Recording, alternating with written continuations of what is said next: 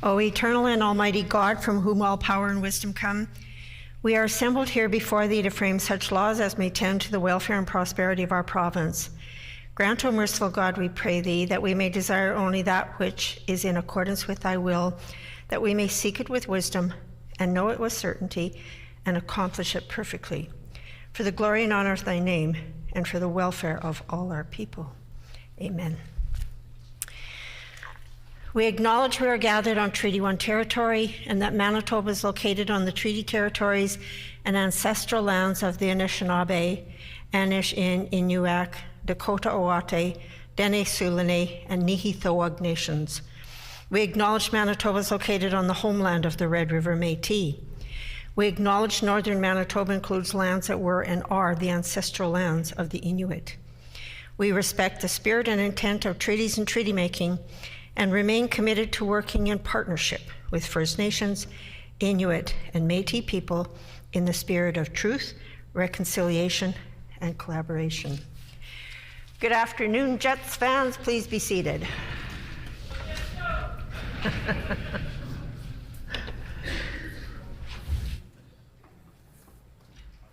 Routine proceedings, introduction of bills. The Honourable Member for Brandon East. Thank you, Madam Speaker. I move, seconded by the member from Portage-La Prairie, that Bill number 240, the Remembrance Day Amendment Act, now be read for a first time.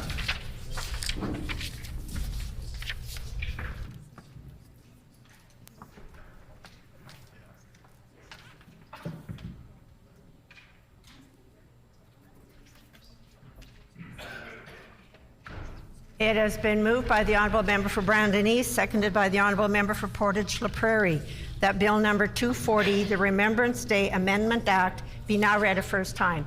The Honourable Member for Brandon East. Thank you, Madam Speaker. Bill 240 will simply allow folks working in any business in Manitoba the ability to show their respect by wearing a poppy during Remembrance Day week. Unless, of course, it has something to do against health and safety regulations in their workplace.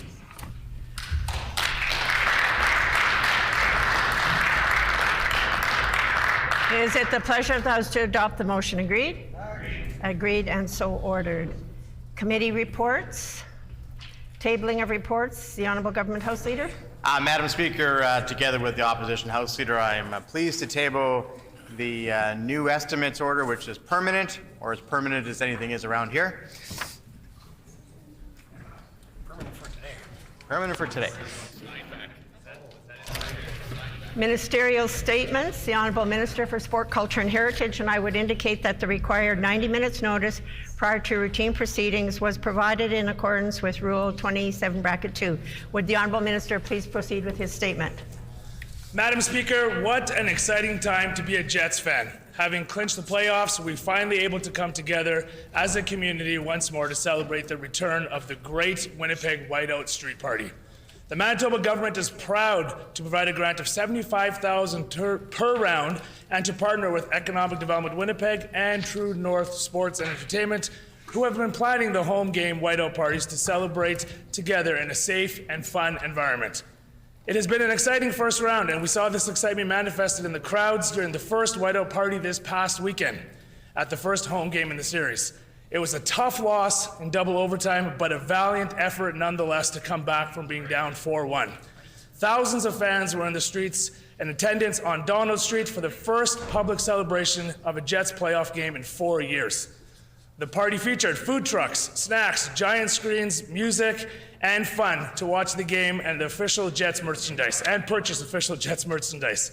I was also given the immense honor to get up on stage and rally the crowd with a "Go Jets, Go" chant. But these Whiteout street parties don't just provide an excuse to celebrate and cheer on the Jets, Madam Speaker. Half of the proceeds from the ticket sales will be going to the United Way, which is a great way to give back to the community and support those who work in the city's city's most vulnerable people. The parties will also have a positive economic impact on local businesses, which can benefit from the influx of people to downtown during the playoffs. We are so proud to support our Winnipeg Jets. We're proud to wear our Jets gear here in the chamber. We are proud to celebrate together and to bring people back downtown to our city. Thanks to all the hardworking volunteers and staff who are making it all happen, and the best of luck to the Winnipeg Jets tonight. And we know they're going to win tonight and make the series 2-2. Go Jets, go!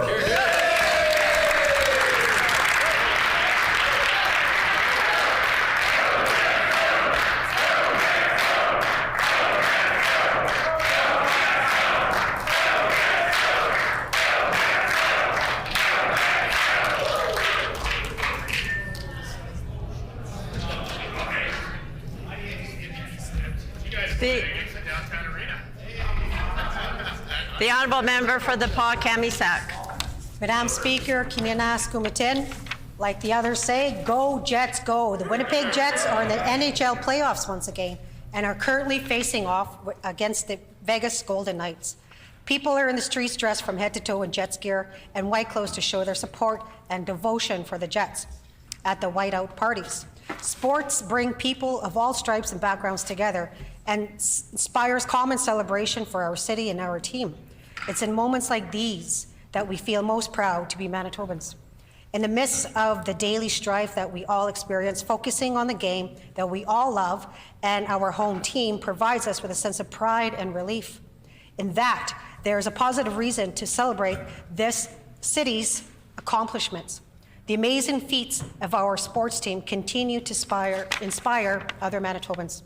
Being in the playoffs is worth celebration, and our province will be there to celebrate with you tonight in Game 4 in the streets, at the whiteout, at home, and anywhere where the game can be watched across the province. We stand with you in celebration of your success, and I hope this gives you further motivation for more wins. We look forward to seeing a massive Jets win tonight. Go Jets, go. Egos.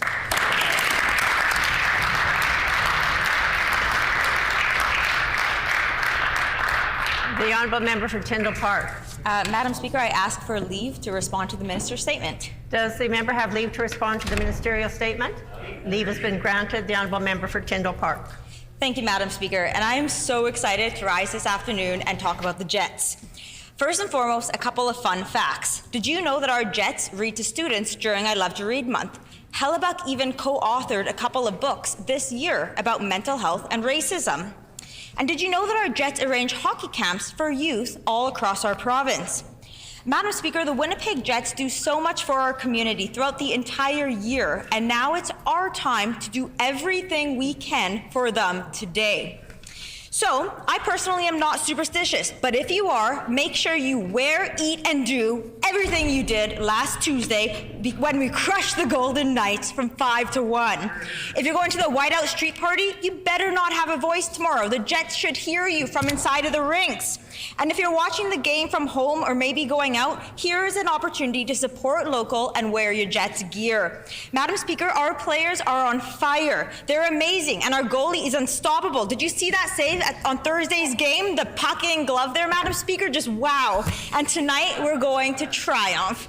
So, Madam Speaker, while we may be divided on many subjects here in the legislature, I think, and goodness, I sure hope, that we are all on the same page here today. We want to see the Winnipeg Jets bring home the Stanley Cup. Thank you, Madam Speaker, and go Jets, go.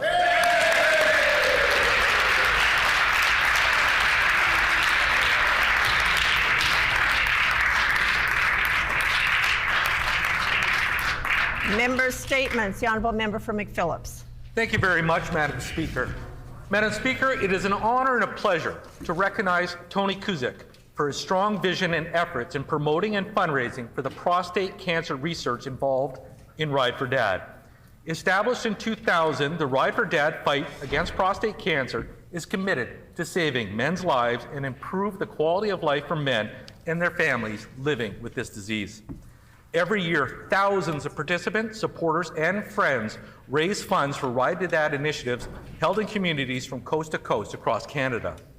Proceeds are received by its charity, the Prostate Cancer Fight Foundation, to fund groundbreaking prostate cancer research and life-saving awareness campaigns to benefit the communities where the funds are raised. To date, Ride for Dad has raised over $39 million, with all proceeds going to the Prostate Cancer Fight Foundation. Tony is part of the Ride for Dad campaign and has raised over $200,000 over the past 13 years.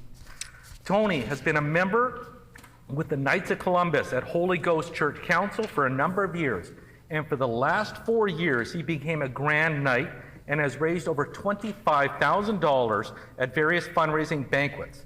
He has also volunteered hundreds of hours helping the Missionaries of Charity, Union Gospel Mission, Siloam Mission, Chez Nous, Main Street Project, and he is a Second Harvest food rescuer and has helped gather over 20,000 pounds of food to be distributed at locations to help anyone in need.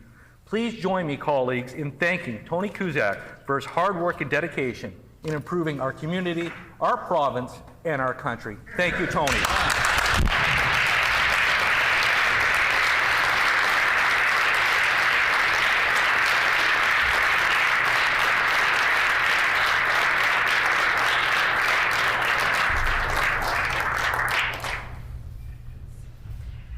The Honourable Member for the Pas-Kami-Sac. Madam Speaker.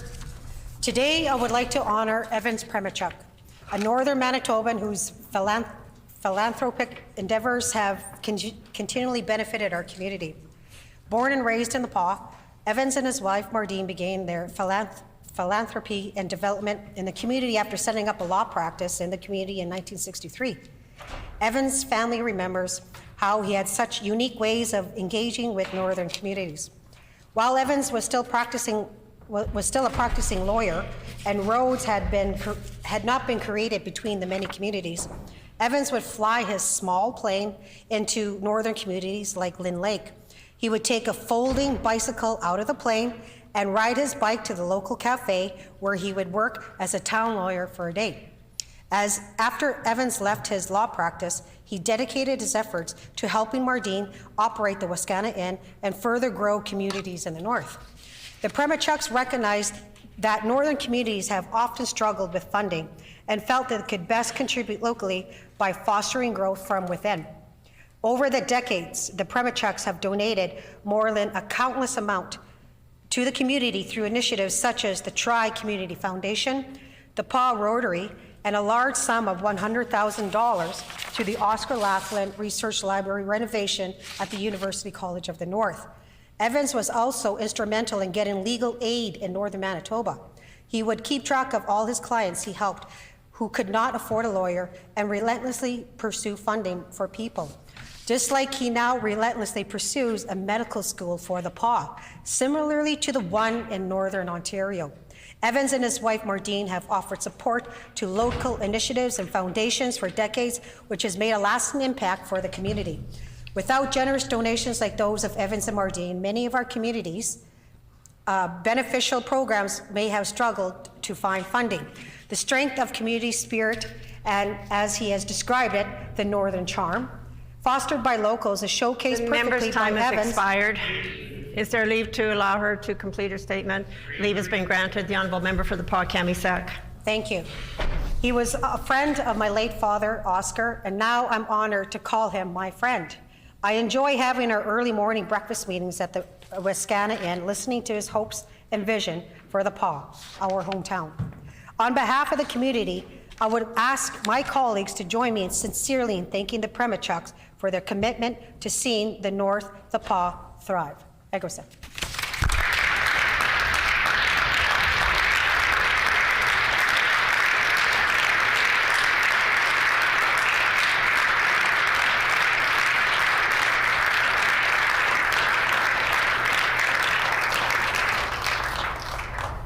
The Honourable Minister of Health. Thank you, Madam Speaker. I'm thrilled to have this opportunity to acknowledge Windsor Park Collegiate and J.H. Bruns Collegiate for their spectacular spring musicals. Last week, I had the pleasure of attending opening night of the Windsor Park Collegiate Newsies production. Newsies is based on the true story of the 1899 New York City newsboys strike, when Newsies went on strike for 2 weeks and the two papers' sales plummeted. This was my first time seeing this musical, and director Kate Willoughby did not disappoint. The entire cast put their hearts into singing, acting, and dancing, and some of the cast members did cartwheels, backflips, and tap danced on the stage. The next evening, I had the pleasure of attending J.H. Bruns's production of Matilda. Many of us know Matilda as a bright, talented girl, misunderstood by her family and peers. Director Justine Phipps brought this story to life. This musical was a first performance in their newly renovated theater, and it was an enjoyable experience. Several cast members were performing in the musical for the first time, but that was not evident. Their choreography was well rehearsed and so enjoyable to watch. Madam Speaker, school productions involve students, staff, parents, and the entire community in a celebration of the arts. One of the most important themes in both musicals is that children can and do indeed have power and are a force to be reckoned with and respected. Congratulations to both schools' production teams, pit band, cast, and volunteers. Bravo!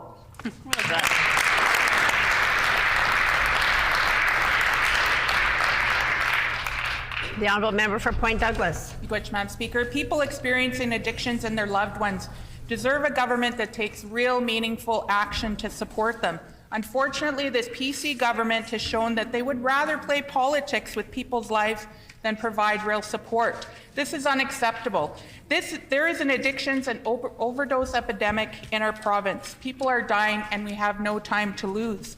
In March of this year, the PC's promised to fund 1,000 addiction treatment spaces for those experiencing addictions. The announcement should have represented hope. However, this government was not clear with Manitobans on what the spaces are. What we do know is that they are likely not permanent beds, but rather temporary spaces that could be used by multiple people in the same day and counted as multiple spaces. This is misleading. Instead of providing genuine, meaningful support for people experiencing addictions, this announcement was the PC's attempt to look like they are actually doing something when they are not. Manitobans know that the addictions crisis has gotten worse under this PC government. We are in an addictions crisis here, Madam Speaker, but this government is still not honest with Manitobans or wanting to help those struggling. They've consistently put up roadblocks for people struggling with addictions and refused to be transparent with the actual number of overdose deaths here in our province. Because of the NDP, we were able to stop Bill 33, which had put roadblocks up for those that were actually helping save lives here in Manitoba. Their consistent blockage for safe consumption sites has led to more overdoses in our province, and this government continues to not put in the resources that those 80 organizations asked this government. They all signed on to a letter saying to this premier, saying to this minister, we need to help save lives. These are Manitobans' lives, and they need to do the right thing. Open a safe consumption site, actually have 1,000 treatment beds instead of misleading them.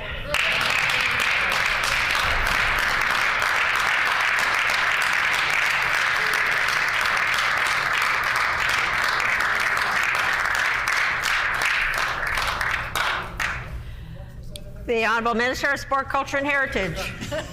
Madam Speaker, today is Hockey Day in the Chamber. Today I'm happy to stand and recognize 5 youth hockey teams in Winnipeg South that won city championships with the Fort Garry North Hockey Association.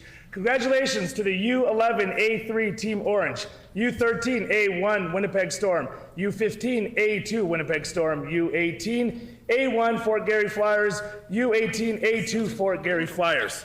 The U13 Winnipeg Storm had an especially exciting victory, defeating their season-long rivals, the Rockets. After losing to the Rockets for the 3rd time in regular season, the team devoted much of the next month to playoff preparation and strategy. Madam Speaker, practice pays off. As they rallied around each other, they played their best hockey of the season during the playoffs, and they were able to defeat the Rockets in Game 4 of the 5-game series.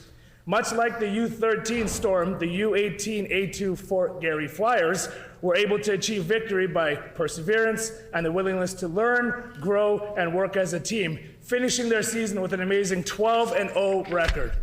It would not be possible for these teams to have so much success without their coaches and parents' dedication to countless hours of practice, tournaments, games, and much more. I would like to take this time to recognize head coach Brendan Schuchuk and Scott Easterbrook, who are here with us today, along with all the other assistant coaches and team managers for their time and dedication to our kids. I would also like to take a second and thank the greatest team manager of my son's Fort Garry Flyers U11A2 team, Jeff Eastman, which did not win the championship this season. To the teams continuing on to provincial finals, good luck and have fun. I would like to ask now, Madam Speaker, that all members rise in the House so that we can recognize the players, the coaches, and parents with us here today from the Fort Garry North Hockey Association.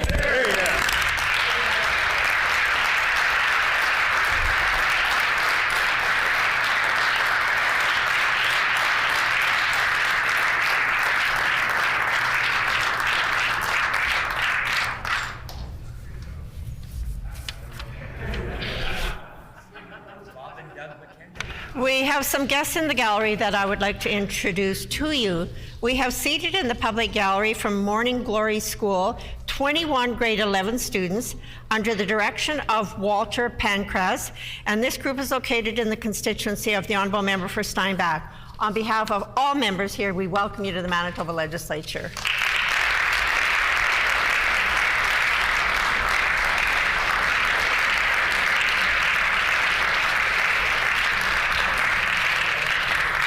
Oral questions. The Honourable Leader of the Official Opposition. Madam Speaker, for years the PCs have ignored the voices of frontline healthcare workers. They've refused to listen to the voices of nurses, of doctors, of paramedics, and other allied healthcare professionals. And now we learn that this government turns around and goes to hire a high-priced consulting firm, Deloitte, for advice on how to fix the crisis on healthcare that the PCs themselves have made. Will the Premier tell the House how much she's paid to this consulting firm instead of investing in the front lines?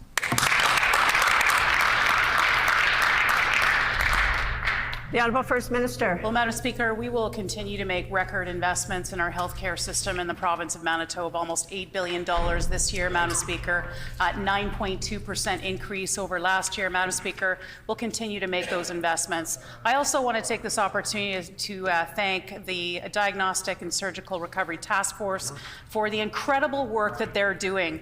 Almost a 32% reduction in the diagnostic backlog and surgical and the diagnostics and surgical backlogs, Madam Speaker, encompassing nearly 26,500 individuals who got the care that they needed when they needed it, Madam Speaker. We want to thank the Diagnostic and Surgical Task Force for everything that they do to help get health care to Manitobans.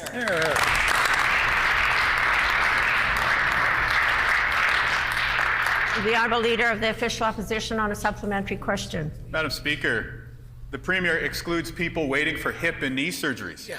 We don't think that's ridiculous. Right. No. We stand up for everybody on this side of the House who needs surgeries in Manitoba.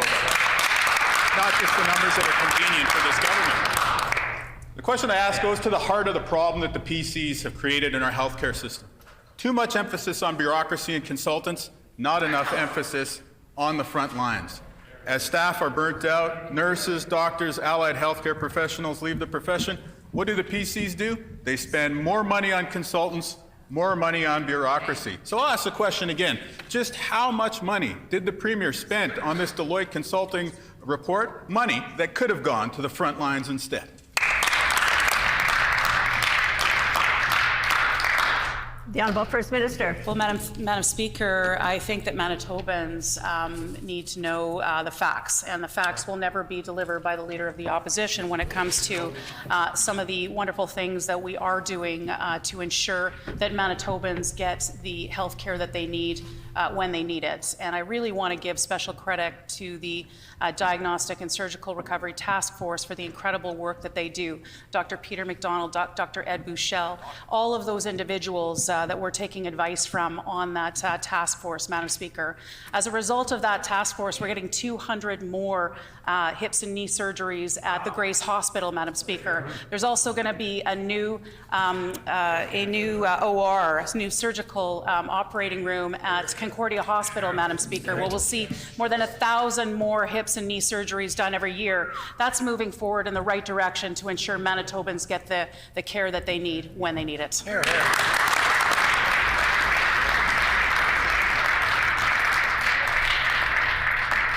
The Honourable Leader of the Official Opposition on a final supplementary. Madam Speaker, I feel compelled to remind the House that all of last week, day after day, we heard about how doctors were quitting this government's task force because those physicians are being ignored. And their proposals to improve surgeries in our province are being rejected by this government. Here's a fact check for the government. 7,000 allied health professionals are on the verge of a strike. Those are rural paramedics. Those are lab techs and x-ray techs who keep local hospitals open. They're on the verge of striking because of this government. And what does this Premier turn around and do? She hires another out-of-province, high-priced consultant to deliver another report. We already know what the report's going to say. The PCs have made a mess of health care. So will the Premier please tell the House how much of money that should have gone to the front lines did she instead spend on Deloitte consultants? Great question. The Honourable First Minister. Well, Madam Speaker, what we do know is that there were almost 24,000 Manitobans who were able to get diagnostic and surgical procedures, Madam Speaker, because we wanted to ensure that we contracted out those services so that Manitobans could get them as quickly as possible. And each and every one of those individuals would have been denied access to the health care that they need, want, and deserve, Madam Speaker, if the NDP was in power in our province. We don't think that that's right, Madam Speaker. We will stand up for Manitobans each and every day.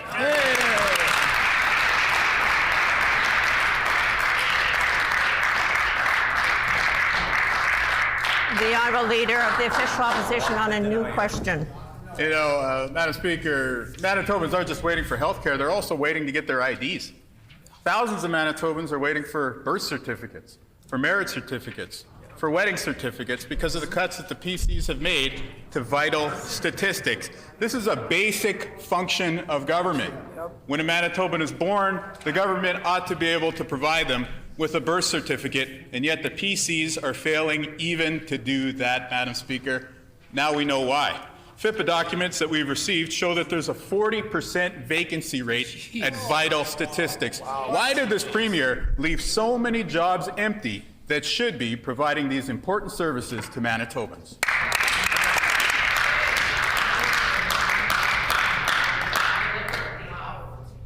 The Honourable First Minister. Well, Madam Speaker, first and foremost, we want to ensure that those Manitobans get those certificates as quickly as possible, Madam Speaker. We do know that there was a worldwide pandemic. Maybe the Leader of the Opposition and members opposite have forgotten about that, Madam Speaker. But of course, Manitobans recall that well, Madam Speaker, and they know that there has been some challenges when it comes to these things, Madam Speaker, as a result of the pandemic. We also know that there is a shortage of skilled workers, Madam Speaker, across the country. We're, of course, working towards that with the federal government, with others, through our provincial nominee program and ensuring that we increase immigration to the province of Manitoba. So we are taking action, Madam Speaker. I'll remind members opposite and all Manitobans that while we're taking action, the NDP is voting against those actions that we're taking every day, which is going to provide solutions to the problems that we're talking about today.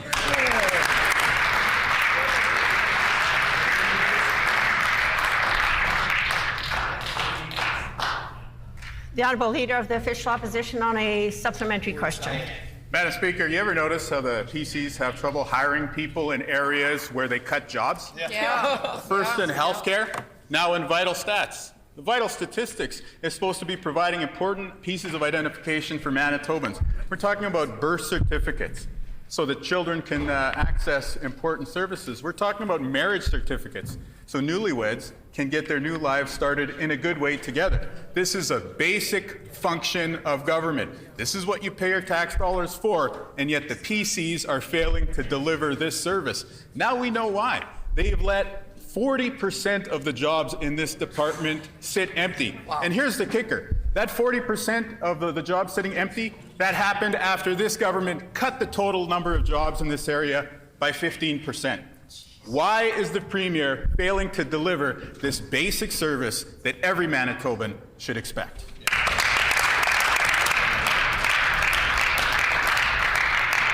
The Honourable First Minister. Well, Madam Speaker, we take this issue very seriously, and of course we recognize that there is a shortage of labor, not just in these areas, but in all areas, not just in Manitoba, but right across our country. So we are taking actions, as I alluded to in the previous answer, Madam Speaker. We are taking actions to make sure that we address these issues. And in fact, in the last month, Madam Speaker, we are making significant headway to ensure that we are hiring people into those positions. We are making headway. We recognize, of course, that there's more work to do, and we'll continue to make sure that we move in the right direction.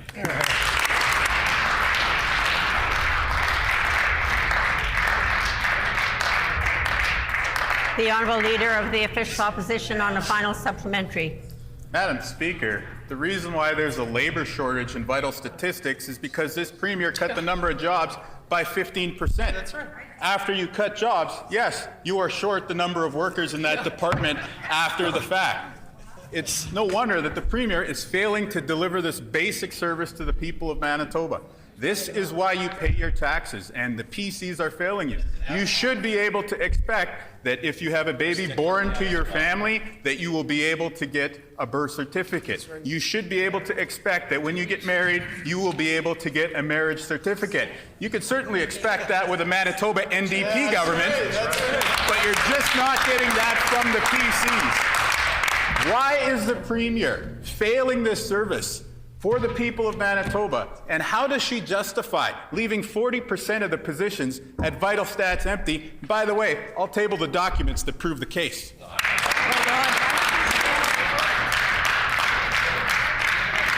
The Honourable First Minister. Let's look at this one. Let's look at this.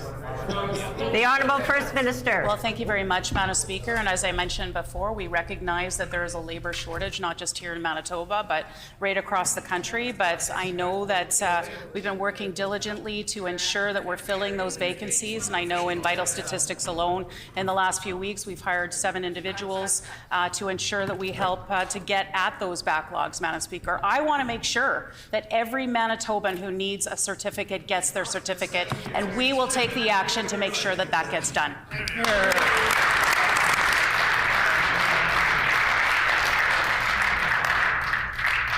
The Honourable Member for Union Station. Day after day, week after week, we continue to confirm that this health minister doesn't think that she's accountable for the current state of healthcare in Manitoba.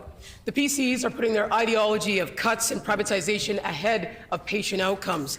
And we know they ignore pleas from the orthopedic surgeons at the Grace to increase procedures and force them to go public instead with their concerns.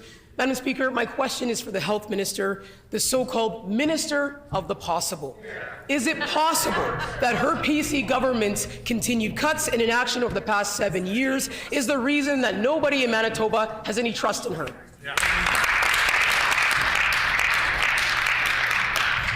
The Honourable Minister of Health.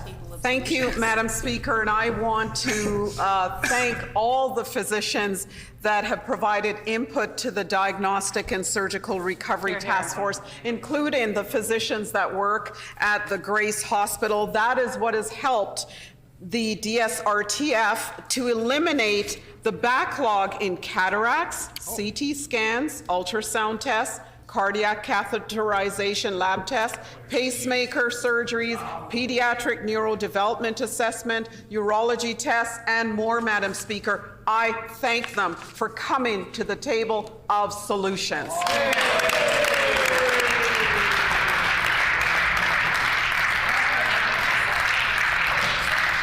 The Honourable Member for Union Station on a supplementary question. This PC government is now shifting to the next phase of their plan And this Conservative Premier's intent is on privatization and contracting out the delivery of healthcare services. They're sending patients out of province at a great expense, even though there's existing capacity right here in Manitoba that they refuse to invest in. Instead, this minister's task force actually directed the Grace Hospital to cut their surgeries by 20%, Madam Speaker. Will this health minister tell Manitobans why she decided that it's not possible to direct funding to the front lines of our public health care system and fund orthopedic surgeries right here at home?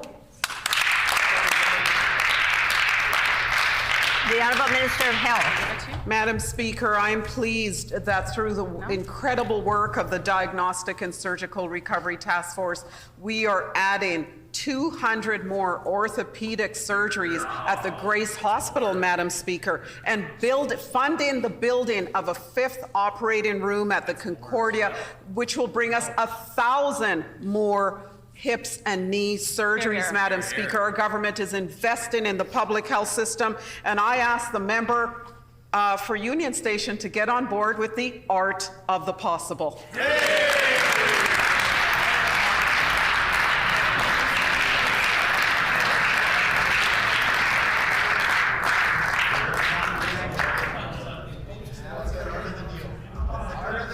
Order. The Honourable Member for Union Station on a final supplementary. Madam Speaker, it's sad. I think it's really sad that this health minister still thinks that after 7 years of cuts and chaos, that their decisions have been the right move. Manitobans are correct in their assessment that this BC government cannot be trusted when it comes to their health care. While she hides in her office with her so-called table of solutions, just sit in her office, hiding away from the media and Manitobans, while she ignores advice from medical experts and health professionals, Madam Speaker, this minister needs to answer for Manitobans. When will she stop the talk and actually lead by example by investing in made in Manitoba solutions for health care?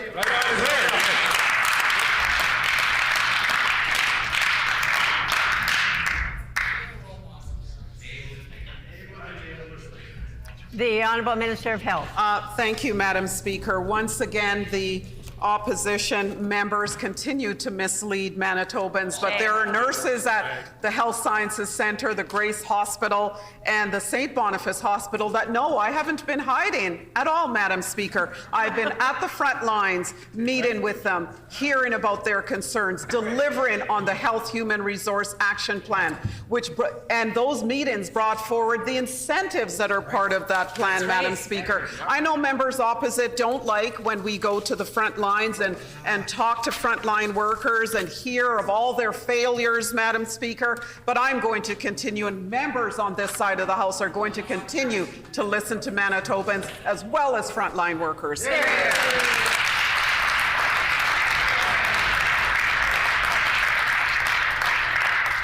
The Honourable Member for Concordia. Madam Speaker, we still have a lot of unanswered questions when it comes to the PC boondoggle, also known as Project Nova.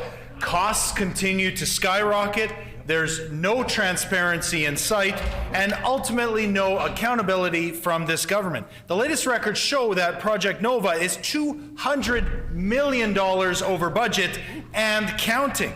I'm tabling documents here, Madam Speaker, from an MPI board of directors meeting. These minutes make it clear the minister's own board approved an untendered contract of $12 million to the private consulting firm McKinsey. With millions of dollars already wasted on Project Nova, how can the minister still have confidence in his board? The Honourable Minister. Order. The Honourable Minister of Justice. Thank you very much, Madam Speaker. We know that under the NDP, they let the computer system at MPI deteriorate. They didn't fix it. They never repaired it. I don't know, maybe they had a plan that they were just going to privatize MPI anyway, so they didn't want to bother to actually upgrade the computer system. But for many, many years, it continued to get worse and worse and worse, and only when this government came into place, so we decided that MPI is a crown jewel. It actually should be protected. It should be enhanced. It should be better. So we're improving the computer system that they never did when they're planning to sell MPI.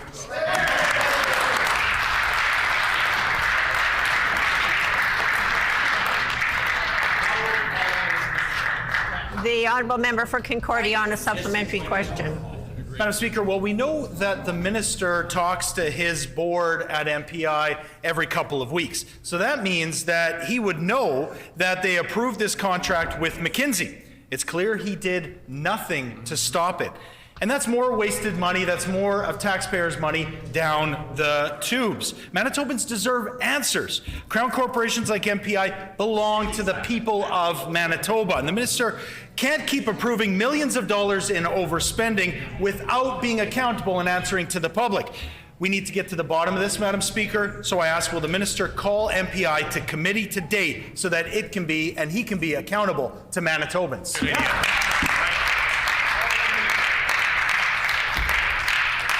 The Honourable Minister of Justice. Madam Speaker, when I discovered that under the former NDP government there were dozens and dozens of untendered contracts at MPI valuing tens of millions of dollars, I sent a directive that the NDP never did that now prohibits untendered contracts from being issued by MPI over a certain value.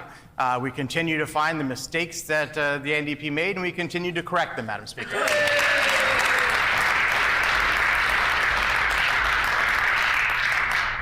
The honourable member for Concordia on a final supplementary. While the minister continues to defend his board at MPI, the Consumers Association of Manitoba has made it clear that untendered contracts are, quote, bad practice. But that's exactly what this minister's board did. They're throwing more money, good money after bad, at a private consulting firm while at the same time raising autopack rates for all Manitobans. That's unacceptable. Manitobans shouldn't have to pay for this government's mismanagement. Families shouldn't have to foot the bill for another private contract with no oversight. Will the minister call MPI to committee so that Manitobans can start getting answers about his boondoggle at MPI? The Honourable Minister of Justice. Madam Speaker, $4 billion of unnecessary spending at Manitoba Hydro is the result of that former government's work at Manitoba Hydro. That member said nothing during that time, and now Manitobans are paying more for their hydro rates as a result. The last time that computer system was upgraded at MPI, Pokey Reddick was in net for the Winnipeg Jets. We had Morris Lukowicz, who was on the right or the left wing. The Finnish Flash was doing his great work in Winnipeg. That was the last time that this computer system was upgraded. We're going to upgrade it, just like we're going to ensure that the Winnipeg Jets get on to the next round by cheering them on tonight, Madam Speaker.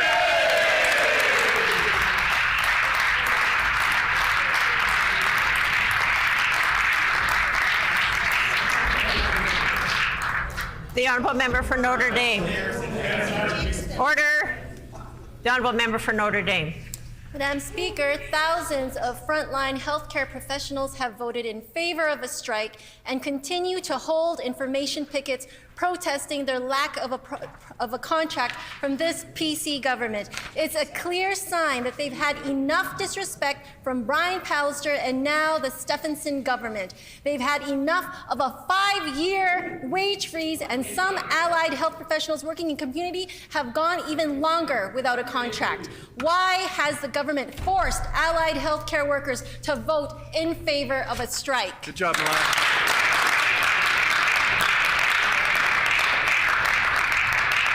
The Honourable Minister of Consumer Protection and Government Services. Thank you, Madam Speaker. Let me begin by saying just how grateful I am and our caucus is for the incredible work that these healthcare professionals do in our province day after day, week after week, throughout the pandemic and continuing today. We greatly value what they do, and we appreciate that. We have shared health as the employer, as the member opposite would know. They're the one in negotiations with the union.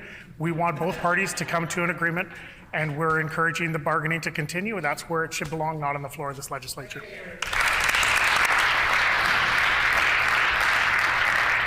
The honourable member for Notre Dame on a supplementary question. Madam Speaker, everyone in Manitoba knows that the PC government does not respect collective bargaining. Ultimately, this PC government is the employer, and they set the mandate for shared health negotiating team. Order. That's why 99% of allied health professionals feel disrespected by the Stephenson government and her PC MLAs. A wage freeze for 5 years during a cost of living crisis, that's the policy of this PC government. Why has this PC government failed to give them a fair deal? Good job, Maya.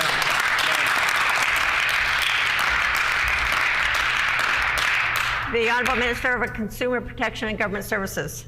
Madam Speaker, it's disappointing that the member opposite would continue borrowing from the playbook of the Leader of the Opposition and misleading Manitobans.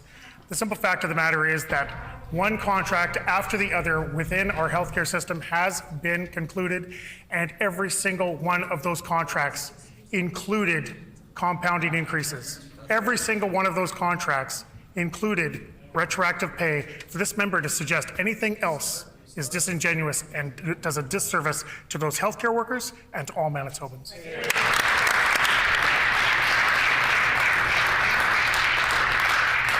The Honourable Member for Notre Dame on a final supplementary. Madam Speaker, on this side of the House, we respect allied healthcare professionals.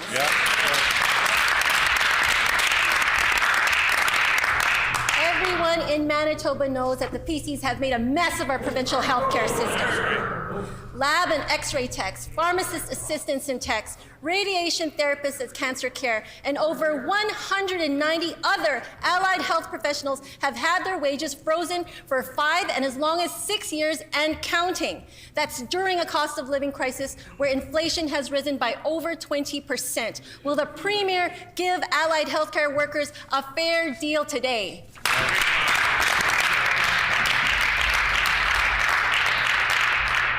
The Honourable Minister for Consumer Protection and Government Services. Madam Speaker, the tactics of the member opposite and the tactics of the Leader of the Opposition are clear and the same: to promote a narrative of their own making in the hopes that Manitobans will believe them, at the same time knowing full well that they shouldn't. The trouble with their tactic is that they have no credibility. The Leader of the Opposition has no credibility, and his caucus knows it. They heard it at the doors at Kirkfield Park. They've heard it at the doors in Fort White. I suspect they'll continue hearing about it in the fall. I say to them that they're the ones, the NDP caucus is the ones in this chamber who can do something about it. Choose a better leader. That's what we did.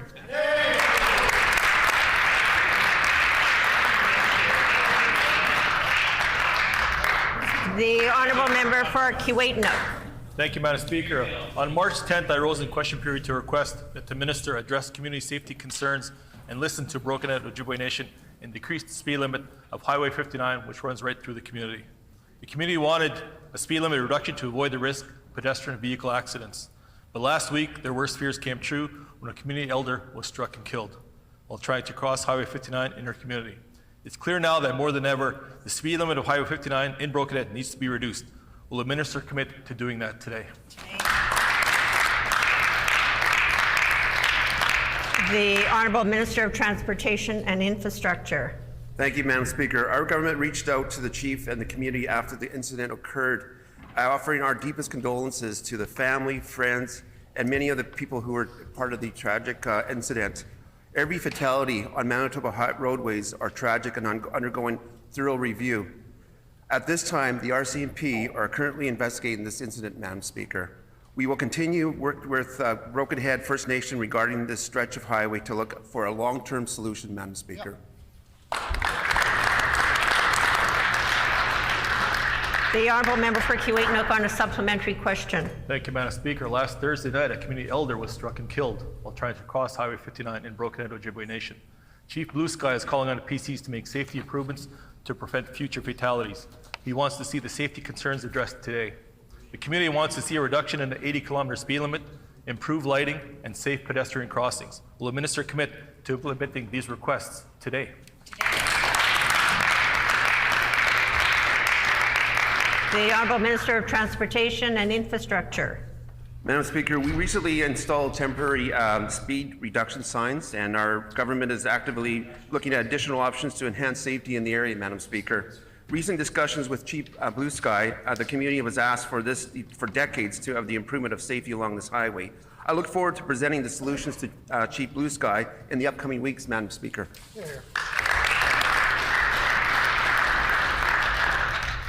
The honourable member for Keewatin-Hook on a final supplementary. Madam Speaker, for the record, those are only speed notifications. Those are not reductions that happen. We know the backlog for speed zone variance requests in Manitoba is much too high. That means that communities like Broken and Ojibwe Nation are having to wait far too long for action. It's clear the situation is urgent. Last week, an elder was killed when trying to cross Highway 59 in Brokenhead. Community members, including young children, have no choice but to cross that highway every day. It's time for the minister to act and reduce the speed limit of Highway 59 in Brokenhead. Thoughts and prayers from this government will not get results. The community is demanding that these safety concerns be addressed now. Will the minister commit to these safety concerns today?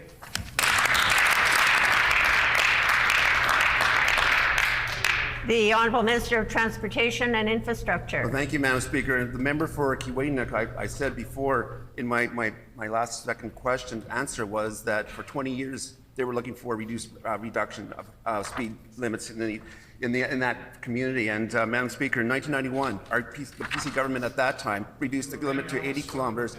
This time we are looking at reducing it again, and we'll be talking to the chief and his council in the next couple of weeks and making sure that we look at safety opportunities and look at long-term solutions. Order. Investing billions of dollars in our infrastructure, making sure the community like Broken Head will be safe for people and the pedestrians and for people on the highways, Madam Speaker. Here, here.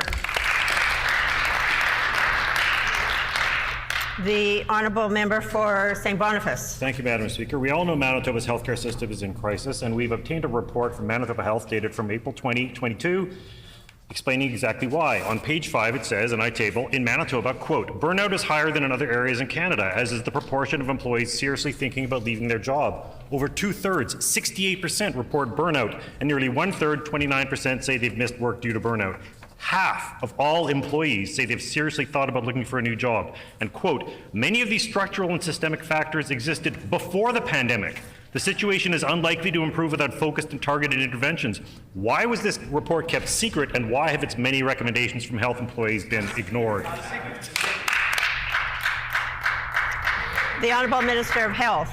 Thank you, Madam Speaker. We appreciate, value, and respect all the individuals who work in our health system, whether they work in the Department of Health, whether they work in community health or in acute care. We value and appreciate all their efforts. It's been a tough time, Madam Speaker, for everyone living in this province coming through a very difficult pandemic. We recognize that there are vacancies, that those vacancies need to be filled, and we are committed as a government to providing the resources that are needed. Hear, hear. The Honourable Member for St. Boniface on a supplementary question. Madam Speaker, again, this is a quote from page 5, which targets the problem. Quote, there is no coordinated employee well-being strategy. Ongoing health systems changes have left employees and management working in overdrive for the past 2 years. Many employees have faced wage freezes despite higher workload causing attrition and low morale. Employee resilience and well-being in Manitoba is at a point where change is needed. The current state of employee resilience and well-being poses risk to employees, to patients, and to the health system. These are detailed recommendations for monthly progress. None of it has been done, and this is from April 2022, a full year ago. Why has this critical information about our healthcare system been buried and its recommendations ignored when action is desperately needed? The Honourable Minister of Health. Madam Speaker, health system leaders are committed to ensuring that employees are working in a supportive and safe and healthy environment. They want to ensure that the whole of the individual is protected, mental, physical, spiritual, and I commend the work that they've done in the past and continue to do to listen to the frontline workers and employees in their branches and divisions. We know, Madam Speaker, more work needs to be done, and all the members on this side of the House, regardless of which department they oversee, is committed to getting the job done. Hear, hear. The Honourable Member for Tyndall Park on a final supplementary. Thank you, Madam Speaker. It's been brought to my attention that Manitoba Health is denying health coverage to some individuals here on work permits because of a technicality. Under the current legislation, a person must reside in Manitoba for 12 months straight in order to get health coverage. For the most part, this requirement is met. However, some work permit holders are a few days shy, we're talking 2 to 3 days, and they are being disqualified for health coverage. Madam Speaker, work permit holders in Manitoba contribute to our economy. They pay taxes just like everyone else. Will the minister ensure those who are here on work permits are eligible for Manitoba health coverage? The Honourable Minister of Health. Madam Speaker, I'm really pleased that the member has raised this here in the chamber, because this is one of the issues I was going to approach the members of the Liberal Party to discuss, because some of these issues stem from federal rules and guidelines around work permits and when they expire and when they need to be renewed. And the Department of Health has been working very closely with individuals who've come forward with this concern, and I call on the members of the Liberal Party to call their federal counterparts and really begin to move this issue forward in terms of the work permits expiry dates, Madam Speaker. Hear, hear.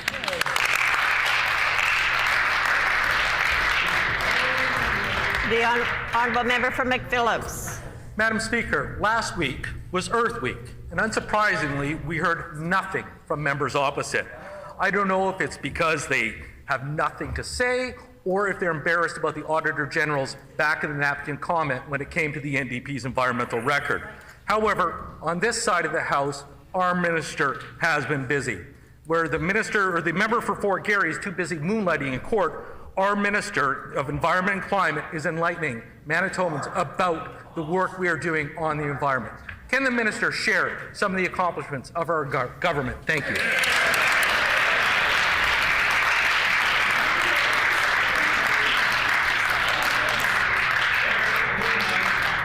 Order.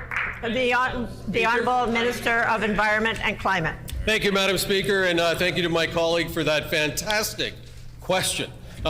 First of all, I was a little shocked and somewhat appalled that the self-acclaimed environmentalists in the NDP did not ask a single question on the environment last week. Not one, and it was Earth Week, which would explain why the Winnipeg Sun said the NDP's climate change plan was fraudulent from the very beginning, driven almost entirely by NDP spin and propaganda. In fact, the headline in the Winnipeg Sun was correct. The NDP's climate change plan was a disaster. On this side of the House, we are getting the job done.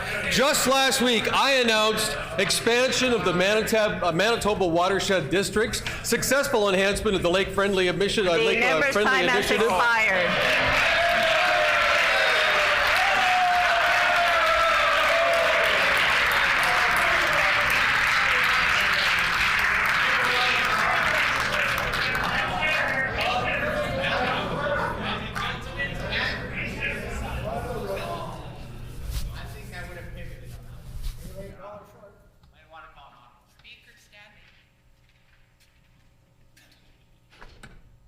The Honourable Member for Fort Garry. Thank you, Madam Speaker. In Manitoba, the biggest barrier we face to tackling environmental issues is this PC government. Residents from the hamlet of Vivian in southeast Manitoba fear that the CO Silica mine would permanently damage the freshwater aquifer they drink from every day. You don't get to be an environment minister if you can't stand up in this House and protect Manitoba water. So will the environment minister stand up and finally today say to the people of southeastern Manitoba, you will guarantee that they will have safe water to drink? Good job, Mark.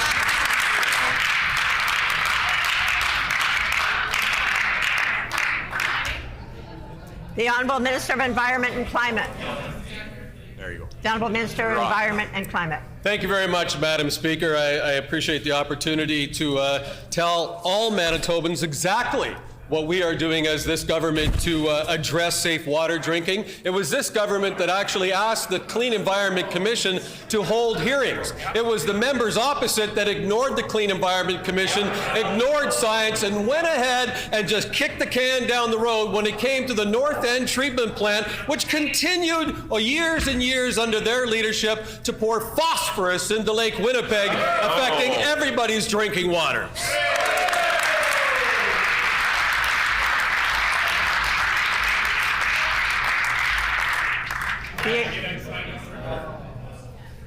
The honourable member for Fort Garry on a supplementary question. You know, for all this minister's talk, concerned Manitobans get greenwashing. The proposed CO Silica project will drill thousands of wells across the region, and if the mine is approved, wells will extend deep past the limestone aquifer where many residents draw their water and into the sandstone below. Will the minister confirm today that the PC government will announce a decision on the CO Silica mine before the provincial election?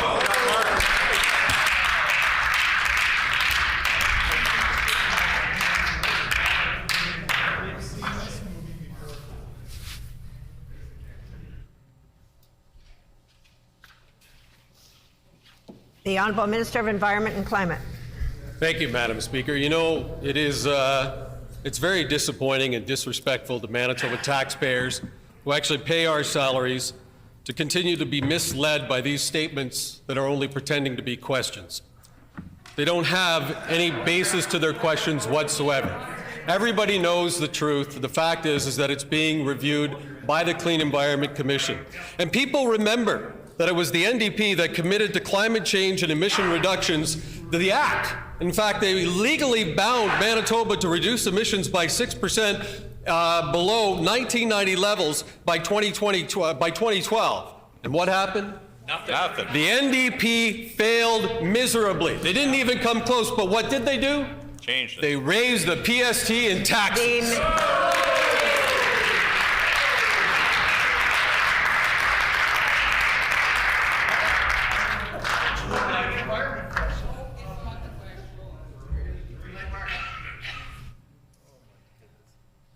The honourable member for Fort Garry on a final supplementary.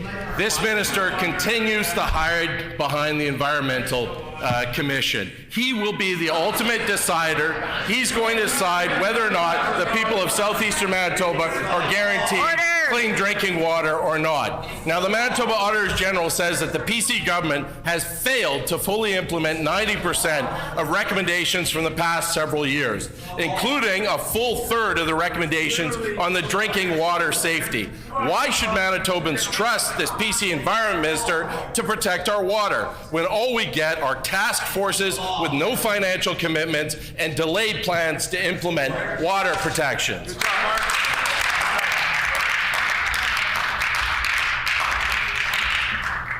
The Honourable Minister of Environment and Climate. Thank you, Madam Speaker, and please allow me to enlighten the member across the floor who's been busy at court about all the things that we have been doing. And again, we've done the successful enhancement of the Lake Friendly Initiative, $10.5 million in Grow and Conservative Trust product. We supported Take Pride Winnipeg in their cleanup efforts. Over 1 million kilograms of batteries diverted from landfills. Educational initiatives for industrial and students through conservation and climate, and the unprecedented announcement of collaboration between the City of Winnipeg and the government with a task force to address the North End Pollution Center to ensure that things get done. Under this government, we don't raise the PST for no reason. We get things done.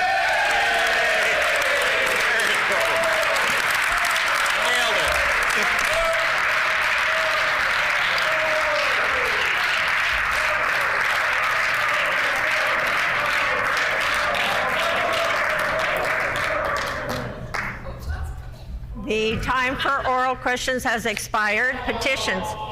Or the honourable member for Union Station on a point of order.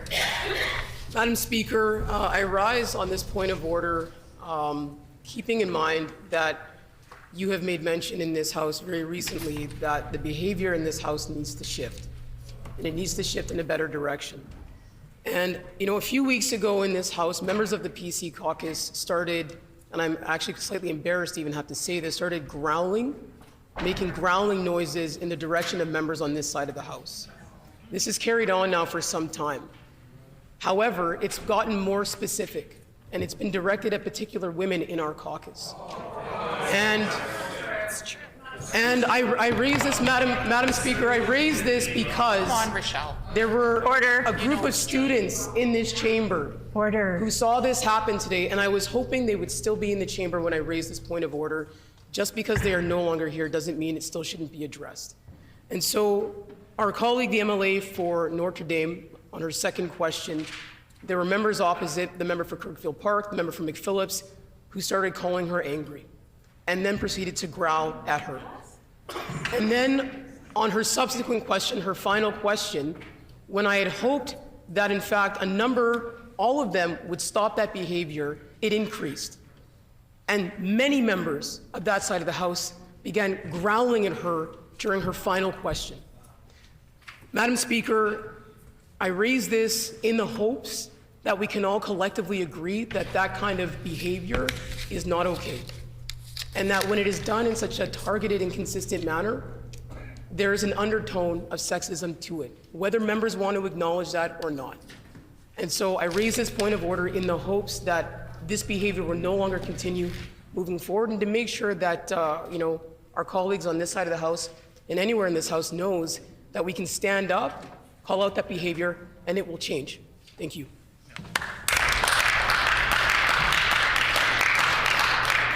The Honourable Government House Leader. Madam Speaker, at various times during this session, but in previous sessions, I think that you've rightly cautioned all members about demeanor and behavior in the House. But you've cautioned all members. There is a reality in this chamber that heckling happens. Sometimes it happens more than other times. Sometimes it's because of the subject matter. Sometimes it's because it gets closer to an election campaign. Sometimes it's because it's a Friday morning. There's a lot of different reasons why sometimes things change in this House.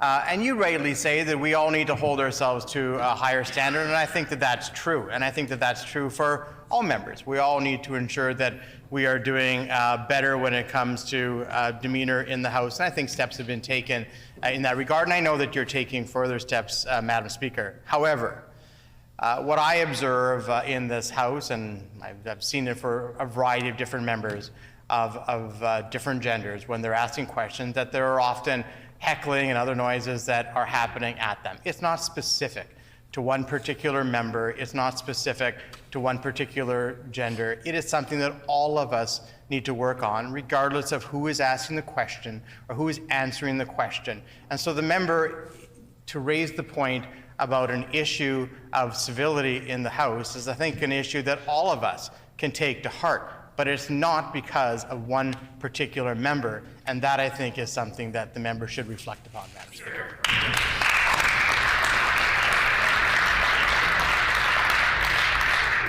The Honourable Member for River Heights.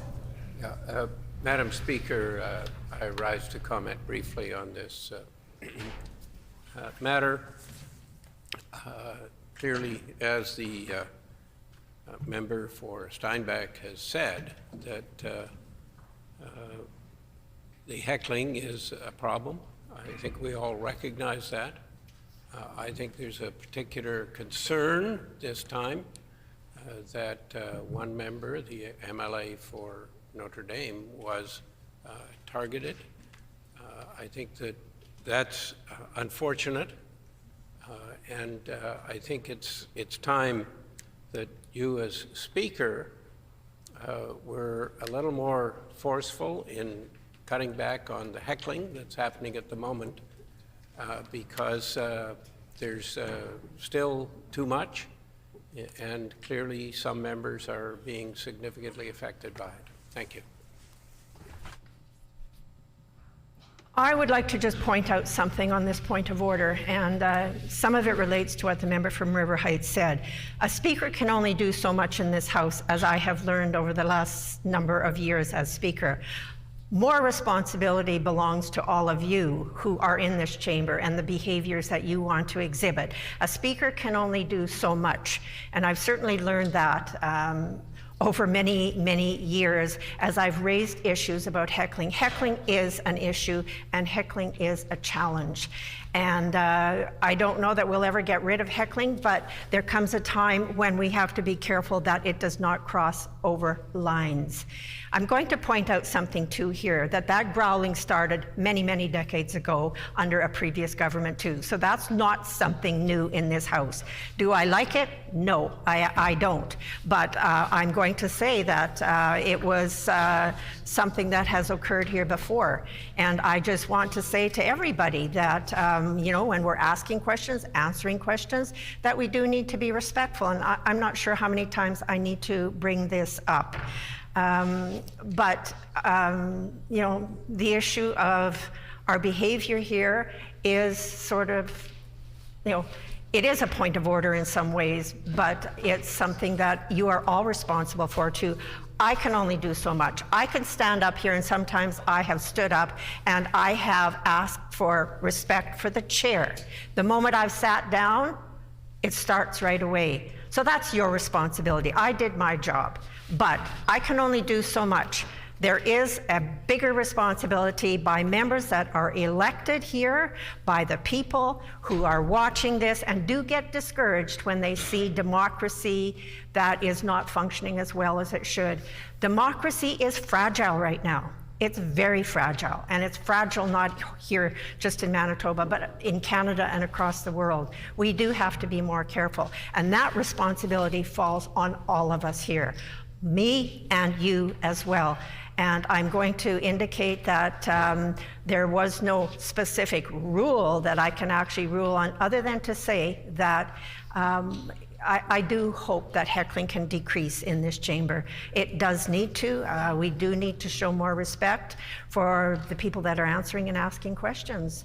So I'm going to just put that on the record for now, and I do leave it up to you to try to be better. Petitions. The Honourable Member for the Pas-Camissac. Thank you, Madam Speaker. I wish to present the following petition to the Legislative Assembly.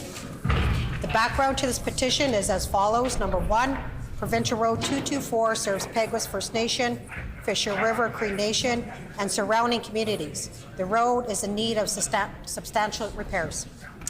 Number 2, the road has been in poor condition for years and has numerous potholes, uneven driving surfaces, and extremely narrow shoulders. Number 3, due to recent population growth in the area, there has been increased vehicle and pedestrian use of Provincial Road 224. Number 4, without repair, Provincial Road 224 will continue to pose a hazard to the many Manitobans who use it on a regular basis. Number 4, without repair, Provincial Road 224 will continue to pose a hazard to the many Manitobans who use it on a regular basis. Number 5, concerned Manitobans are requesting that Provincial Road 224 be assessed and repaired urgently to improve safety for its users. We petition the Legislative Assembly of Manitoba as follows: to urge the Minister of Infrastructure to complete an assessment of Provincial Road 224 and implement the appropriate repairs using public funds as quickly as possible. Madam Speaker, this petition has been signed by many, many Manitobans. In accordance with our Rule 133, bracket 6, when petitions are read, they are deemed to be received by the House. The Honourable Member for Point Douglas. Which, Madam Speaker, I wish to present the following petition to the Legislative Assembly. The background to this petition is as follows. 1, the population of those aged 55 plus has grown to approximately 2,500 in the city of Thompson. 2, a large percentage of people in the age group require necessary medical foot care and treatment. 3, a large percentage of those who are elderly and or diabetic are also living on low incomes. 4, the Northern Regional Health Authority previously provided essential medical foot care services to seniors and those living with diabetes until 2019, then subsequently cut the program after the last 2 nurse filling those positions retired. 5, the number of seniors and those with diabetes has only continued to grow in Thompson and surrounding areas. 6, there is no adequate medical care available in the city and region, whereas the City of Winnipeg has 14 medical foot care centers. 7, the implications of inadequate or lack of podiatric care can lead to amputation. 8, the City of Thompson also serves as a regional health care service provider, and the need for foot care extends beyond just those served in a capital city of Winnipeg or a capital city of the province. We petition the Legislative Assembly of Manitoba as follows: to urge the provincial government to provide the services of 2 nurses to restore the essential medical foot care treatment to the City of Thompson effective April 1st, 2022, and this has been signed by many, many Manitobans. The honourable member for Elmwood. Okay.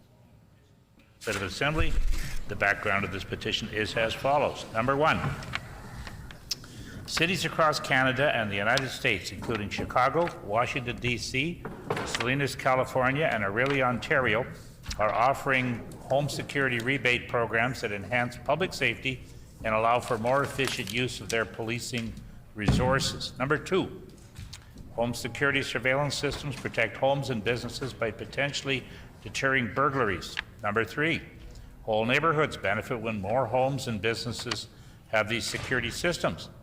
Number 4, a 2022 Angus Reid Institute poll found 70% of Winnipeggers surveyed believe crime had increased over the last 5 years, the highest percent found among cities in Canada. Number 5, the same survey reported half of Winnipeggers polled do not feel safe walking alone at night, and almost 20% of them said they were a victim of police-reported crime in the last 2 years. Number 6, although the public understands what the criminologists and community advocates point to as the main drivers of crime, namely the larger issues of lack of food, addictions, and poverty, they support rebate programs like these as they help the most vulnerable in our community by removing financial barriers for personal protection. We petition the Legislative Assembly of Manitoba as follows: to urge the provincial government to work with municipalities to establish a province-wide tax rebate or other incentive program to encourage residents and businesses to purchase approved home and business security protection systems. And this petition is signed by many, many Manitobans.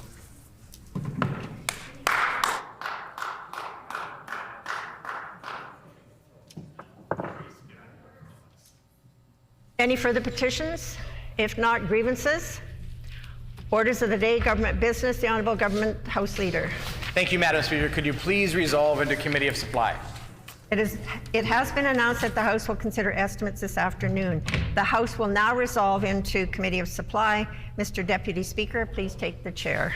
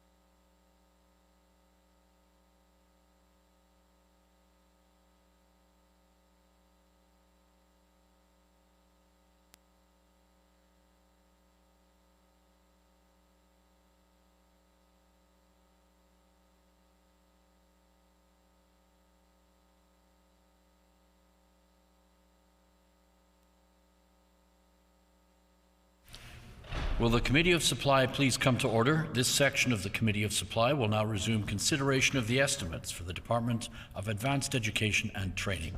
At this time, we invite the wonderful ministerial and opposition staff to enter the chamber.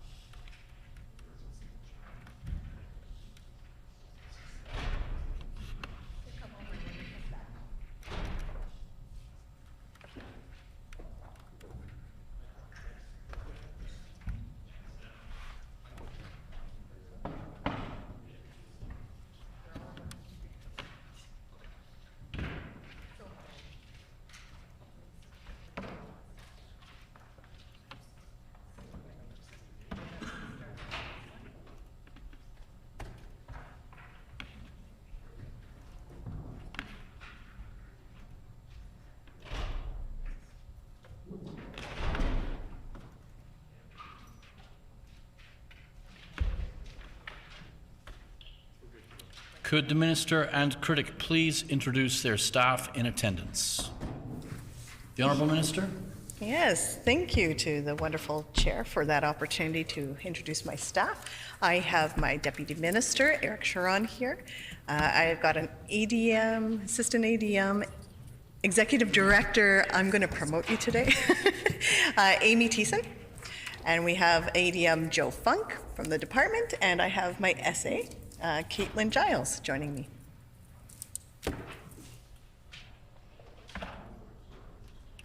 Are there any staff the Critic wishes to? They get here, I'll introduce them. We'll defer that then perhaps, and when they get here we can give a moment to do that. As previously agreed, questioning for this department will proceed in a global manner. The floor is now open for questions. The Honourable Member for St. Vital. Thank you, Mr. Chair. So to conclude some of our discussion around adult education from last time we were meeting in the estimates session, I'd like to ask the Minister whether she has had a chance to read the report by Jim Silver, Building the Best Adult Education System in Canada, a roadmap and action plan for Manitoba. It's a pretty well-respected report that outlines some of the work that can be done. And I'll table the report, actually, if the Minister hasn't had a chance to take a look at it. I'll table it here for today. And so it outlines many aspects that we can do in Manitoba to enhance our adult education system, and specifically talks about a hub model for the adult education in Manitoba. I wonder if the Minister has had a chance to read the report and whether she supports Jim Silver and other advocates' proposal of the hub model for adult education in Manitoba.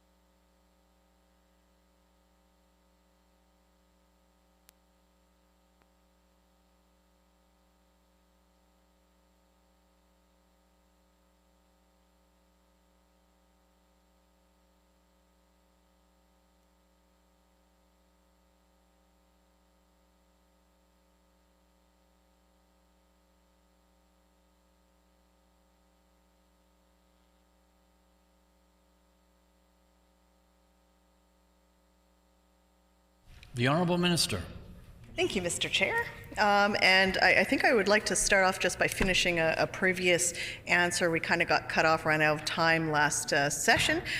So I know the member had been curious about some of the funding and some of the numbers from various years.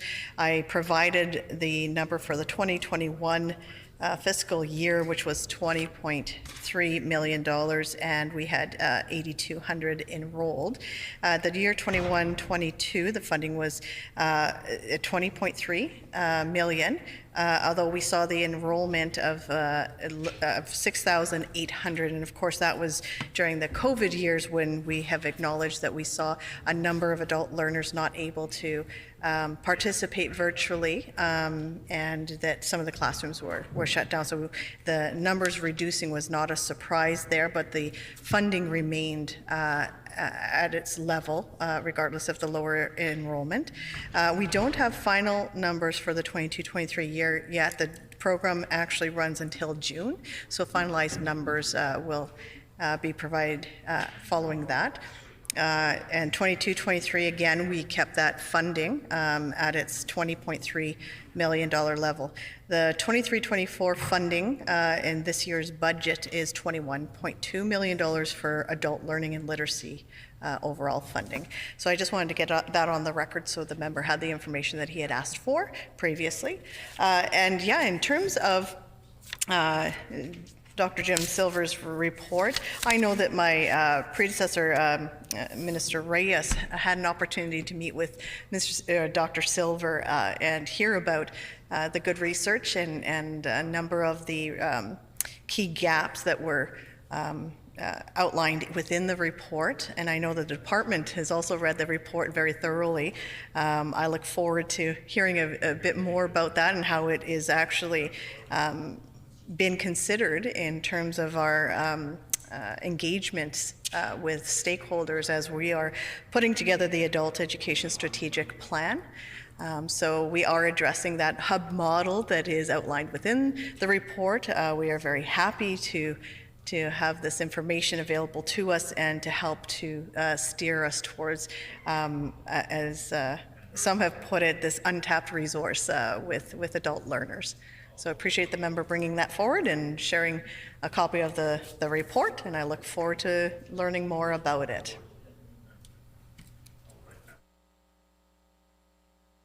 The Honourable Member for St. Vital. After several years of underfunding to particular universities and specifically Brandon University, can the Minister explain why BU did not receive an increase on par with other universities, specifically University of Winnipeg or University of Manitoba, this budget year?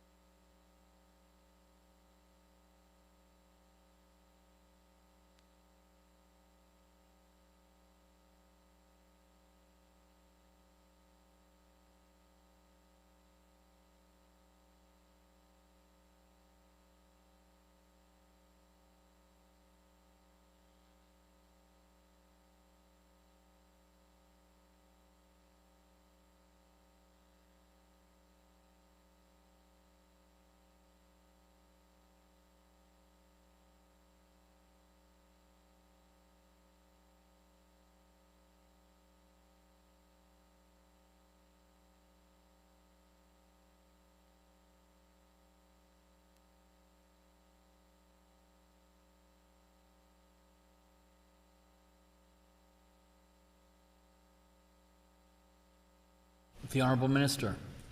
Thank you, Mr. Chair. This year, all post-secondary institutes did receive an increase in their operating funds, as well as the capital dollars for deferred maintenance as well as new build. And in terms of University of Brandon, they were able to submit priorities last summer through the regular process of estimates before setting the budget, as all post-secondary institutes were encouraged to do. New programming as well as existing programming, whether there's expansions or continuation of programs. And I know that under that consideration, Brandon University received a 5.5% increase overall in the operating budget for their institute. And then capital funding, they increased from $450,000 to $7.2 million. And that was in recognition of the submissions that they do have some capital expenses that they really did prioritize and wanted to invest in. And that was actually quite a large jump in capital dollars that were earmarked for Brandon University specifically from their proposals and requests. And I think when we're discussing, funding and you want to compare sort of various institutions, I think the one thing that we've been cautioned on by the post-secondary institutions is that they want to be treated individually and uniquely because they all provide quality education and quite attractive programs, which is why we have so many international students coming in as well seeking these courses. But they want to be treated uniquely and individually because of the courses and programs that they offer are very specialized to their student population. So that was taken into consideration when looking at the distribution, as well as what programs are offered. Not all universities offer the exact same programs or courses, so there needs to be reflection in terms of the needs within the labor market needs as well. So some programs will be more costly. For instance, anything in the medical field will obviously cost a lot more to invest in for students than some of the other courses that are offered in other faculties. So as the member can imagine, it's quite a complicated process to go through and consider a number of different elements. I've been happy to meet with the president of the Brandon University, Dr. Doherty. We've had a number of conversations and he's expressed, feedback about the budget process, about some of the investments that will be made. I think, what the member is sort of bringing up when you're comparing different amounts going to different institutions is that question of equity versus equality.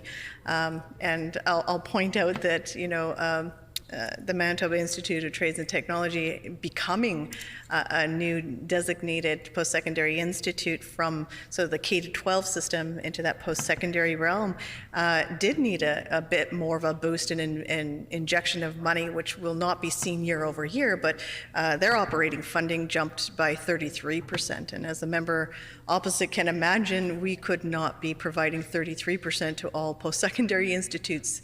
That would be quite irresponsible. This is taxpayer money that is invested, strategically to have the best outcomes for students and for Manitobans, and to make sure that the educating institutes are supported and able to function and provide the programs that students are looking for. The Honourable Member for St. Vital. Thank you, Mr. Chair. Yes, I've had the pleasure of having good conversations with Dr. David Doherty of Brandon University, and so I'm pretty pleased to have those relationships and listen to not only the administration, faculty, and students as well. And what I've been hearing is that there's frustration continues, knowing that this government has funded Brandon University yet again below the rate of inflation. It means that BU is going to have to make tough decisions. With costs rising, they're going to have to decide how are we going to make up the shortfall, perhaps, potentially. Is it going to come from changes to fees, or is it going to come from cuts to services or supports? And given that Brandon University is the university that serves Western Manitoba for that West Man region. I wonder if the minister thinks it's a good idea to fund BU at a rate below inflation, given that it's the only university that serves West Man.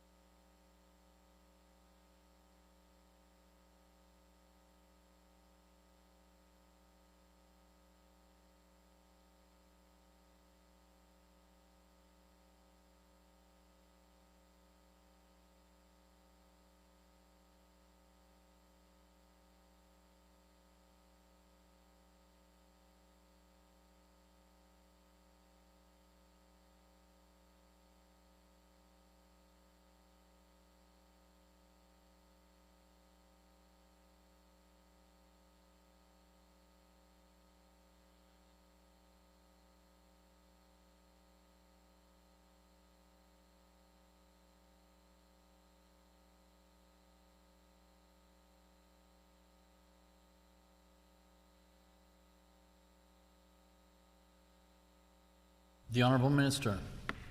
Thank you, Mr. Chair. And of course, the question really surrounded some of the pressures that post-secondary institutes, and in particular University of Brandon, might be facing, including the inflation rates that we have sort of seen some quite large jumps over the last number of months. And I think I just want to clarify that the funding amounts are not reflective of the today's or current inflation rates. There is a formula that is used, and it takes into account when the monies are going to be expended. So inflation rates might be quite high in any given month, but my understanding is they've sort of dropped down quite a bit this last month from where they used to be up in and around the 7 and 8%. That was quite costly, and it certainly impacted Manitobans and their pocketbooks and institutions as they were looking at some of their overhead costs. So the formula will take into account that there are definitely inflationary pressures. There's, the cost of salary pressures. There's a number of extra costs that do happen within post-secondary institutes, which they outline very well in the summer before budgets are set. And they identify, again, the programs that will expand or new programs that they're considering. And then that's all taken into consideration as the estimates process takes hold, and then the budget is put together and identifying priorities of each institute. So we agree that there have been more pressures. That's why that's reflected in an increase in the operating grant for Brandon University.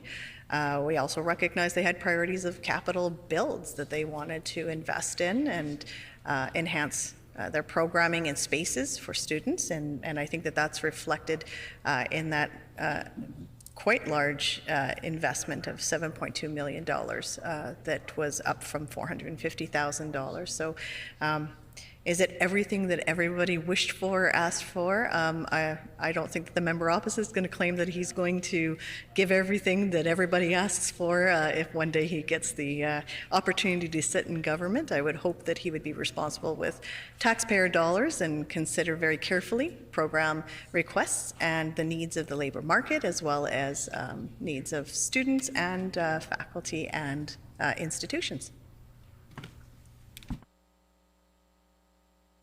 The Honourable Member for St. Vital.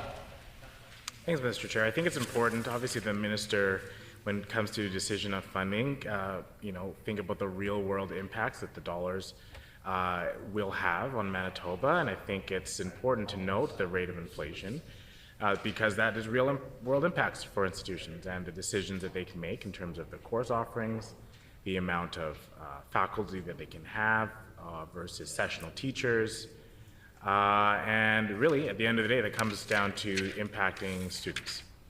And, so I, a little bit disheartened to hear the minister kind of brush off some of the inflationary pressures that institutions might face, because I think it does play a big factor in the amount of funding the government should be considering when it's looking at institutions across the province, as well as its impact for some students who may be, a university in the Westman region would be someone's only option, and coming to a university in Winnipeg might not be in someone's cards. So having a strong regional university is important, and that brings me to my next question about University College of the North, which also received funding below the rate of inflation.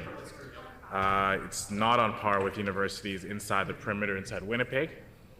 And it's a significant regional hub for learning for people in northern Manitoba, who, as we both know, don't always come down to Winnipeg or to Brandon for post-secondary education.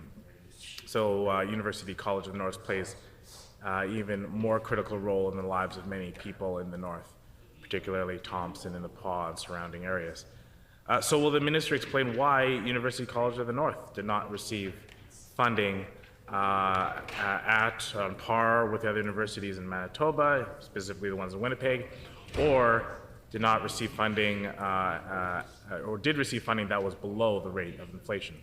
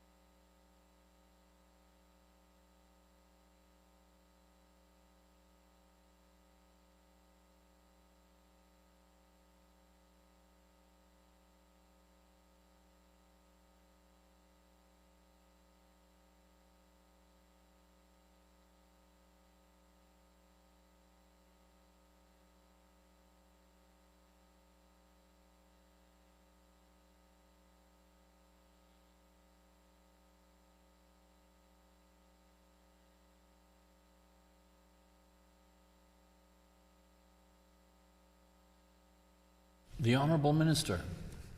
Thank you, Mr. Chair. To answer the member's question, again, I'm going to reiterate that obviously every post-secondary institute is unique.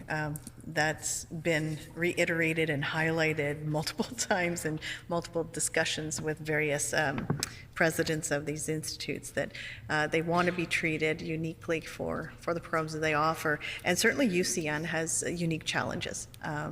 Being in the north and offering programs in the north, we recognize that there is a higher cost for these programs to be run. It's a challenge to attract instructors for the programs that they have. It's tough to provide these programs in close proximity to different communities where they have learners who are eager to join in and be trained in various skills. I was able to have a great conversation with Dr. Lovestead. I just promoted him to Mr. Lovestead, where he was able to articulate a number of the unique challenges faced in the north for educational institutes, and really highlight the need for creative planning, especially when we're talking about a number of mines potentially opening up and the need for tradespeople with specialized skill set. And the northern communities have a very good access to communities with young youth who are eager to get employed in these various jobs and upskill their training, so that they can have these very lucrative jobs that are going to be offered in the north. I'm excited to further those conversations, and I know that in future years and estimate process, these will be programs that will be considered and looked at as how can it be expanded or created in various areas, and those investments will be made. And of course, that's a process that Mr. Lovestead does understand and will definitely be participating in, and he knows the value in looking at what the needs are in the labor market, and especially as it pertains to the north. And he's been very good at reaching out and communicating those needs. And we recognize that with the higher cost for training and for providing these programs to students in the north, they do require a higher rate of operating dollars per student. That is reflected in the increases that they received this year. They are at the highest ratio in terms of operating dollars per student of all post-secondary institutes, and that is for that very reason. I know that there have been discussions already with Mr. Lovestead, where he understands that there's some unexpended dollars within the department that will be earmarked for the labor market needs. He's already spoken of a couple of ideas that he's already put forward, that his institute has already put forward. Those conversations will continue, and he understands that operating dollars will be assessed year over year moving forward based on the needs in the communities and the proposals that are submitted by the institutes. The Honourable Member for St. Patel. Thank you, Mr. Chair. Moving over to Manitoba Student Aid. I have, and many members I know in my caucus team have heard many complaints from students who have had to wait a long time for service and dealing with service staff in Manitoba Student Aid, and many complaints about the length of time they have to wait on hold or deal with staff who maybe don't understand their particular situation. And so I'd like to ask the Minister about that wait and just the fact that there is a significant wait for callers who call into Manitoba Student Aid. So I'd like to know if the Minister can explain why there's a target of 23 minutes this year, and why is it the same as last year when there are complaints in that system. The target for next year is the same as it is this year, and why it's remaining the same given that there are so many complaints. Is the Minister taking any effort to reduce that target down? And I'd like to also find out what is the current number of minutes that students who are watching this or reading this in Hansard can actually expect to wait on hold when they call Manitoba Student Aid?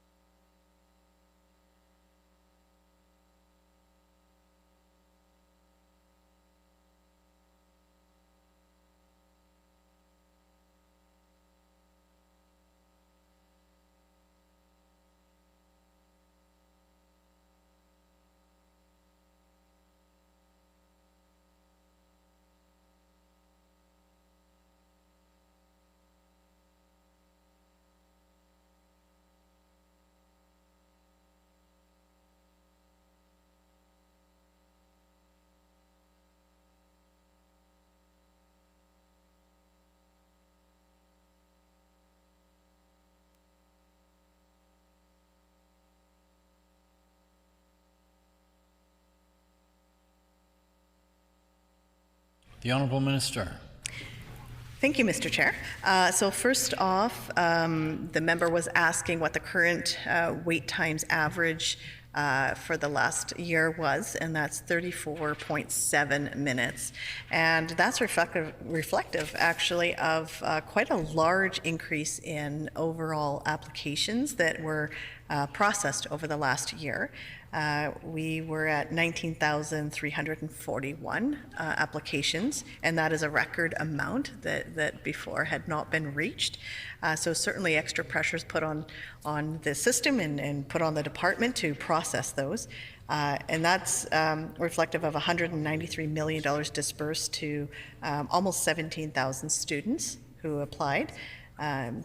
We also had $43 million dispersed to 13,800 students, and then the Manitoba bursary had $18 million dispersed to 11,214 students, of which there were 1,236 Indigenous students who received those bursaries. And of course, there's the Canada Student Grant also that goes out to students who apply.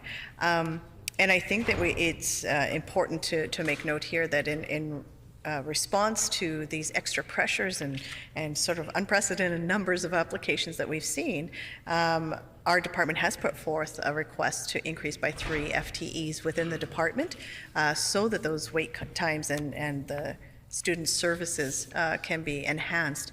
And I would encourage the member to consider voting for the budget so that we can go ahead and hire those FTEs, which is required to have this budget passed in order for us to move forward with that. So the sooner that gets passed, the sooner we can help students process their applications in a timely manner. The Honourable Member for St. Patel. Thank you, Mr. Chair. I think it's quite clear that the minister, quite telling actually, that the minister talked about how much additional pressure the Manitoba Student Aid has had recently, because that's a clear sign that post-secondary education is becoming more expensive for students. It's becoming more unaffordable. More students are requiring student aid because this government is putting it out of reach for so many Manitobans.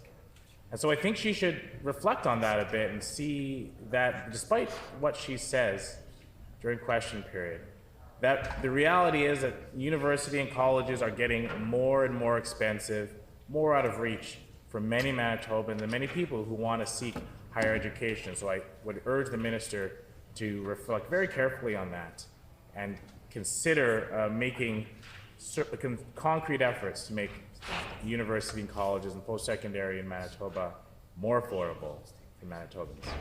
But having said that, we know that right now there is a 6-week turnaround goal set for Manitoba student aid applications.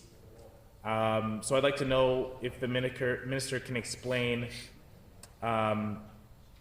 if she can clearly explain how many are being met during that 6-week time frame that the government has set out, as well as how many are being met within that 6 weeks, as well as if she agrees that that 6-week time frame is the appropriate target in the first place.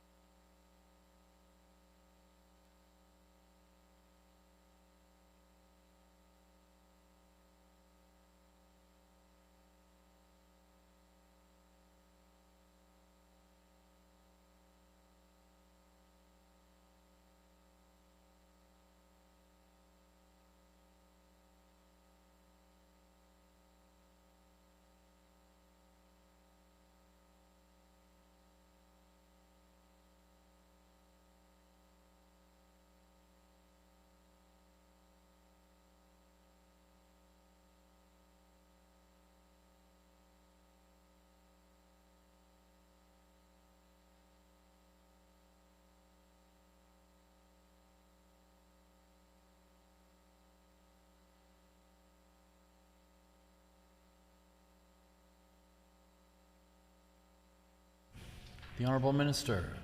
Thank you, Mr. Chair. And, I know that the member opposite, wants to emphasize how he feels that tuition rates are unaffordable for Manitobans and students, and I would counter that with, Manitoba has the lowest tuition rates in all of Western Canada. So I think that the member might want to reflect on some of his own comments. I think that what we're seeing in terms of tapping into student aid, certainly there is affordability issues, but that's in general, the inflationary pressures, the cost of food, cost of living, a myriad of reasons. But we also are seeing people return to school to up their skills or even finish a post-secondary degree after having children, and recognizing that we have programs in place that actually make this a reality and possible for them, whereas before they may have not felt there is an avenue to go back to school and have some of the extra costs covered. But student aid, I know that students talk to one another. I know that they've shared how streamlined the process can be, and that you can access the extra supports necessary so that the consideration of pursuing your post-secondary education becomes a reality for more people than before. And I think in this new reality of virtual learning as well, I know that student aid can apply to institutions that are outside of Manitoba that you can take virtually here in Manitoba. You can still access student aid if it qualifies and it's assessed. The second sort of aspect to the question, I know, is talking about the process times, and a lot of the delays in processing times, there's a target for 6 weeks to process and disperse the funds. Sometimes there are missing documents, and of course, if a student is a new student to this process and learning what documents are necessary and how to access those documents, sometimes they submit their application and there are some documents that are missing, and that can take time for them to be notified that they are missing some of the application documents, and for them to locate those and then submit them. Ultimately, the applications, when they're qualified, will be processed once we have the proper documentation. And the staff, I know, have been working very hard in order to accommodate that and communicate what possibly documents are necessary for the processing. There is, the member's right that there was a target put into our supplements brochure or booklet here of 75%. It's the first time that a target has been set, and I think that that's very important to make note of. So we don't have comparables year over year, but it is important for departments to have targets, to aim for targets, and whether that's processing time, whether that's wait times, we continually better ourselves and try to meet those targets. Without a target, there's really an impossible task to try to measure the success of a department or the output of the efforts that are put in to serve these students. So I view that as actually a positive, that the targets are set, that there is an actual goal to aim for and to measure against, so that we can be looking at our systems and how can we improve them to better serve students. And again, I hope that the member opposite will keep that in mind if one day he has the opportunity to sit in government, that he sets goals and targets and encourages departments to help attain those for better services for students and Manitobans. The Honourable Member for St. Patel. Thank you, Mr. Chair. I think it's clear the Minister, in her response, didn't really provide an answer to my question, which was what percentage hasn't met that 6-week timeline, the target that was set. And I think that's pretty telling. I know a lot of people who've reached out to my office and complained about Manitoba student aid have expressed frustration with the long wait times, and the fact that the Minister today, when given the opportunity, couldn't even articulate how long the wait actually is and what percentage of applications go longer than that 6-week target. For the sake of time, Mr. Chair, I will move on to a slightly different question. And I'd like to ask the Minister that back in July of 2021, her government announced close to $400 new nurse training seats, that they would be added over the course of a few years. Now, in estimates with the previous Minister of Advanced Education, he articulated that there were 259 seats and broke them down by institution. This was in estimates in the fall of 2022. So I'm wondering if the minister can provide a current update to this. How many seats have been added to date? What institutions are they, and when will they reach that announced number of 400 new nurse training seats, and which institutions will they be located in?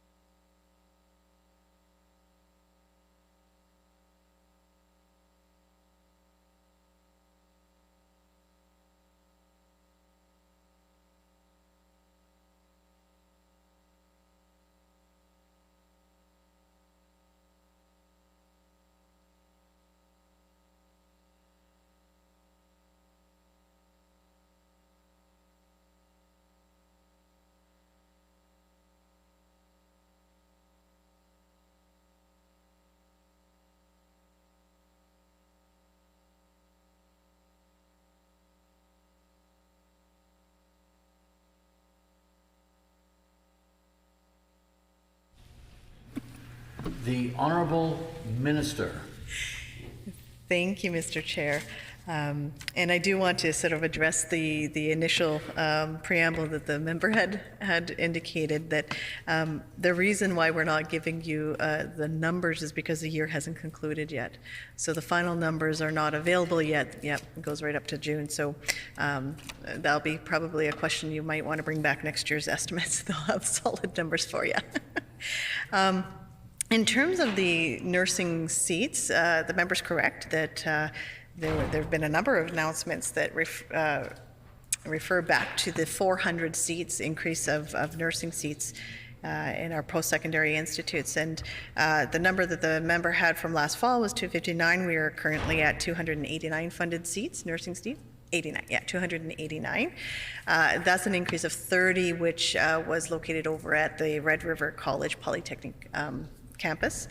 Another increase to the programming, we have a one-time increase of 25 seats at the Neepawa rotating site. That's going to be again next winter session, so January 24. Now that's not going to be an ongoing permanent site at this time. Right now it's being treated as a one-time injection of 25 seats, so to address obviously the needs in the rural areas of Manitoba to have rurally trained nurses.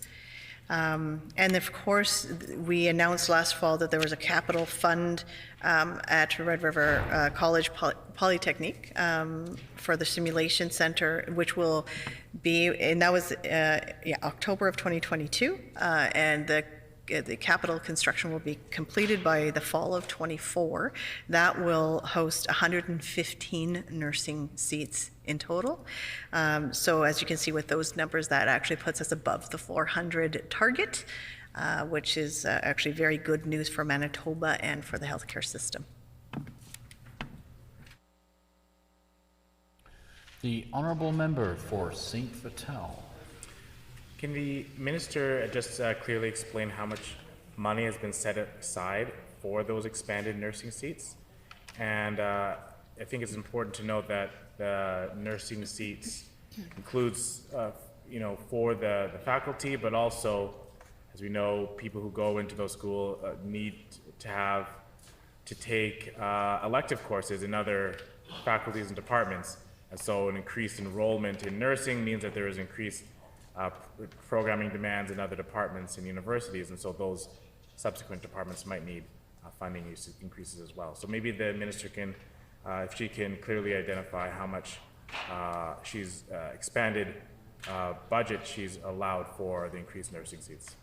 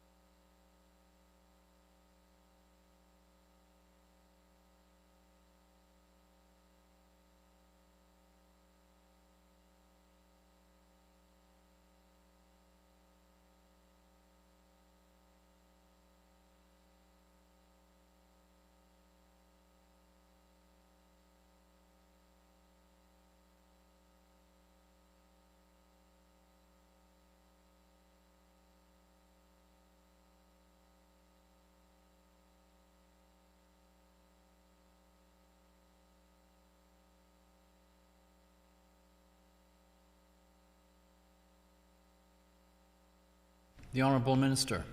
Thank you, Mr. Chair. So the total committed amount through the department is $65.5 million towards this 400 new nursing education seats. So the breakdown of that would be $50.7 million, which funded the 289 current funded seats, $12.5 million for the expanded capital costs over at Red River, and then another $2.1 million for the two-year program at the Neepawa rotating seat site.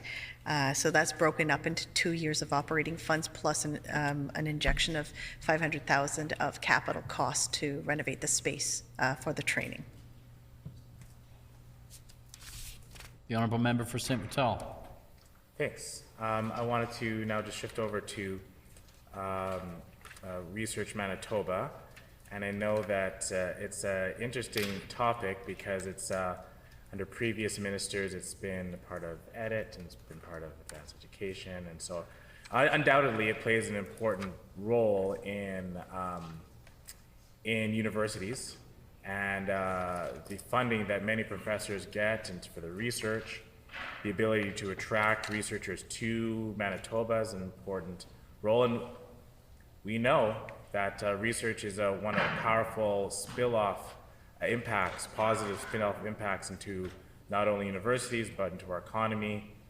And, I think it's important to also note that funding for Research Manitoba has decreased under this current government from roughly 18 million down to 17, 18 million down to about 12 million or so now.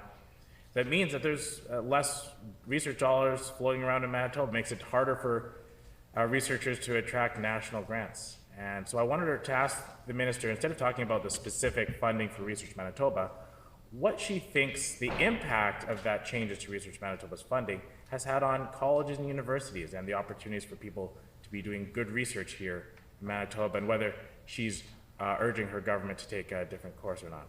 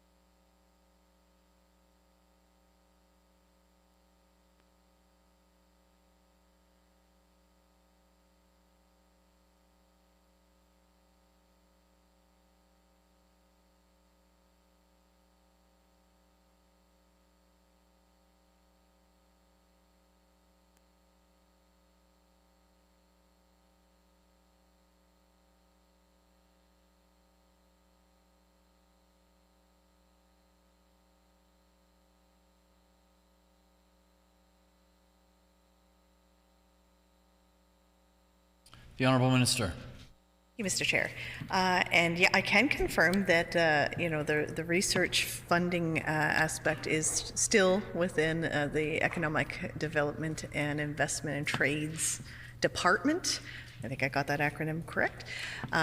So those discussions are better held in terms of the funding amounts and the dollar amounts. Those details could be found by asking the minister for that department.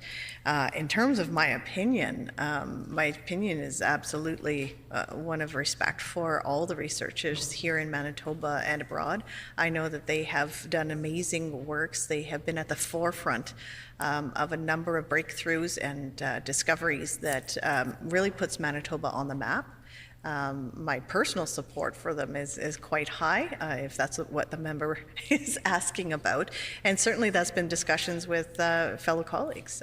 We absolutely value what Research Manitoba has brought to the province, and then essentially brought that expertise out to the world and benefited the world by the work that they do. And I know that the department, the edit department, absolutely is in talks with Research Manitoba, and in fact, I understand that the Deputy Minister sits on Research Manitoba board. So I know that those discussions are continuously being had. I know that the support continues from this government for research and the continued research and discoveries, you know, both presently and into the future that will happen here in Manitoba.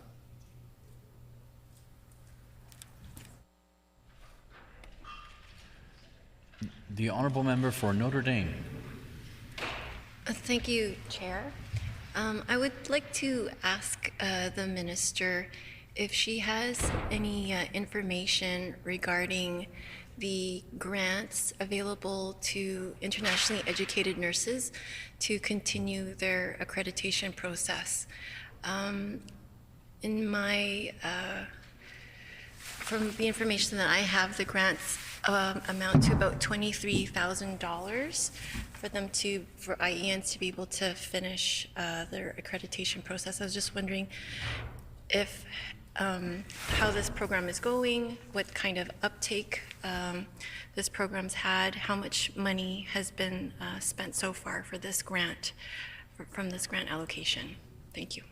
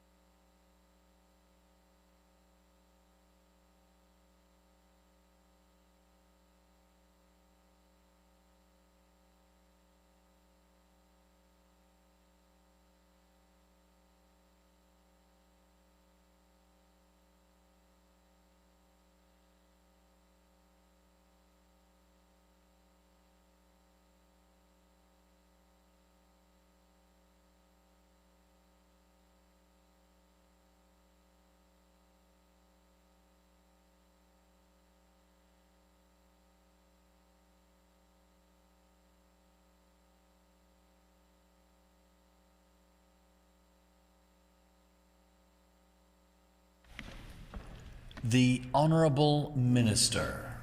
Thank you, Mr. Chair.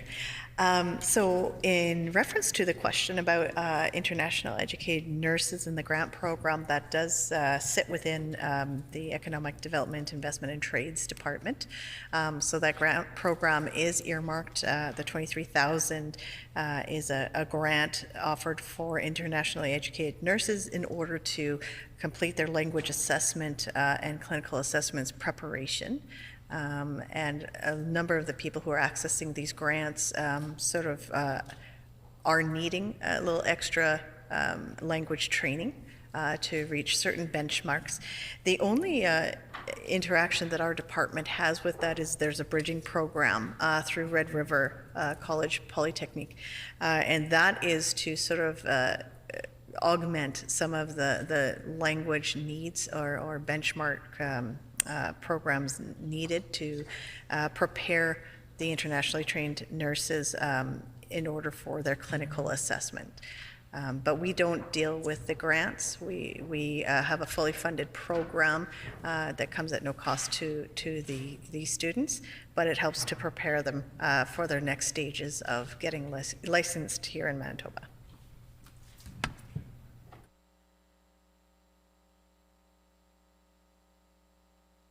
The Honourable Member for Notre Dame. I'd like to thank the minister for that clarification and just continue on then with some questions about the bridging program. I know that they're offered at Red River College, and I was just wondering, has the budgets for this bridging programs increased over the last few years? What's the budget for this year's bridging program costs? And secondly, I was wondering if the minister has heard or would be open to a student loan program for internationally educated professionals.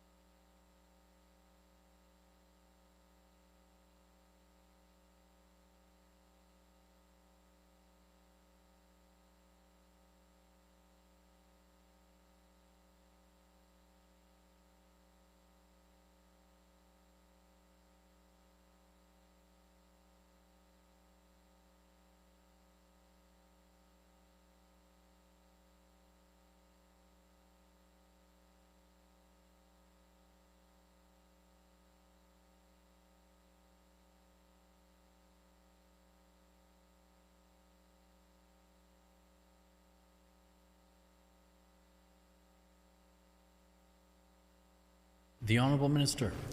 Thank you, Mr. Chair. So that was kind of a two-part question in there, and I think we have to understand how this particular funding comes about, and it is based on sort of a formula and the market needs, which comes through health and what they have identified for seats and funding for that seats, and that will increase or decrease depending on the demand and the need to assist individuals who are seeking this particular bridging program, which actually is named, the program itself is named Nurse Reentry Program. So make sure we get the proper title on the record. And the second part of the question was, whether we would consider a loan, student loan for international healthcare professionals. And our provincial student aid programs align with the federal Canadian programs, and that does have a prerequisite of having a permanent residency status. So those are set at the federal level, and we align ourselves at the federal level in terms of the requirements and who would be eligible for student aid. In order to consider any other programs that might provide some aid to international students, that would require a whole brand new program or a change at the federal level for this coverage. So I think that's where we have to, leave it in terms of the answer to that question. We need to stay in alignment with the federal program, as we are actually trying to align our programs and streamline the student aid process. The Honourable Member for Notre Dame. Thank you, Mr. Chair. I'd just like to clarify for the Minister that many internationally educated professionals are different from international students, because internationally educated professionals often come here already with the permanent residence status. They usually come here through provincial nominee programs or other things like that. So they do have the permanent residency status already. I'm just hoping that the Minister would consider maybe starting talks with the federal government or with their department to start looking at the possibility of a student loan program for internationally educated professionals here in Manitoba. It's something that many IENs and international medical graduates have indicated would be a very helpful asset to their path towards accreditation. Thank you.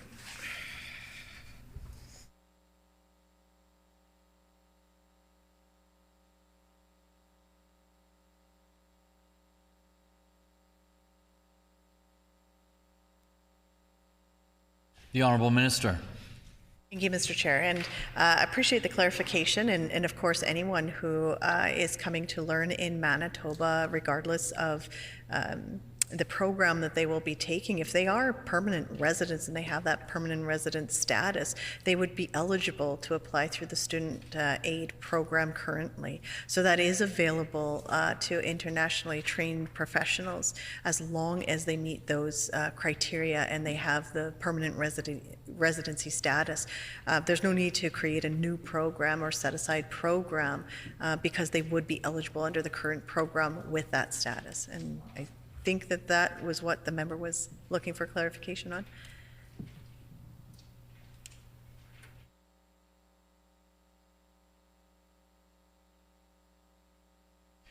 The Honourable Member for Tyndall Park. Thank you, Mr. Chairperson, and I'd like to thank the Minister for allowing us the opportunity to ask some questions of the department. Earlier this morning, I had the opportunity to meet with CFS, the Canadian Federation of Students, and we talked about many different subjects, but one specific question was, and I'm hoping to start off the dialogue here, it was asking that if there are any plans in place for international students who do not have private healthcare plans to begin receiving coverage for reproductive and prenatal health care.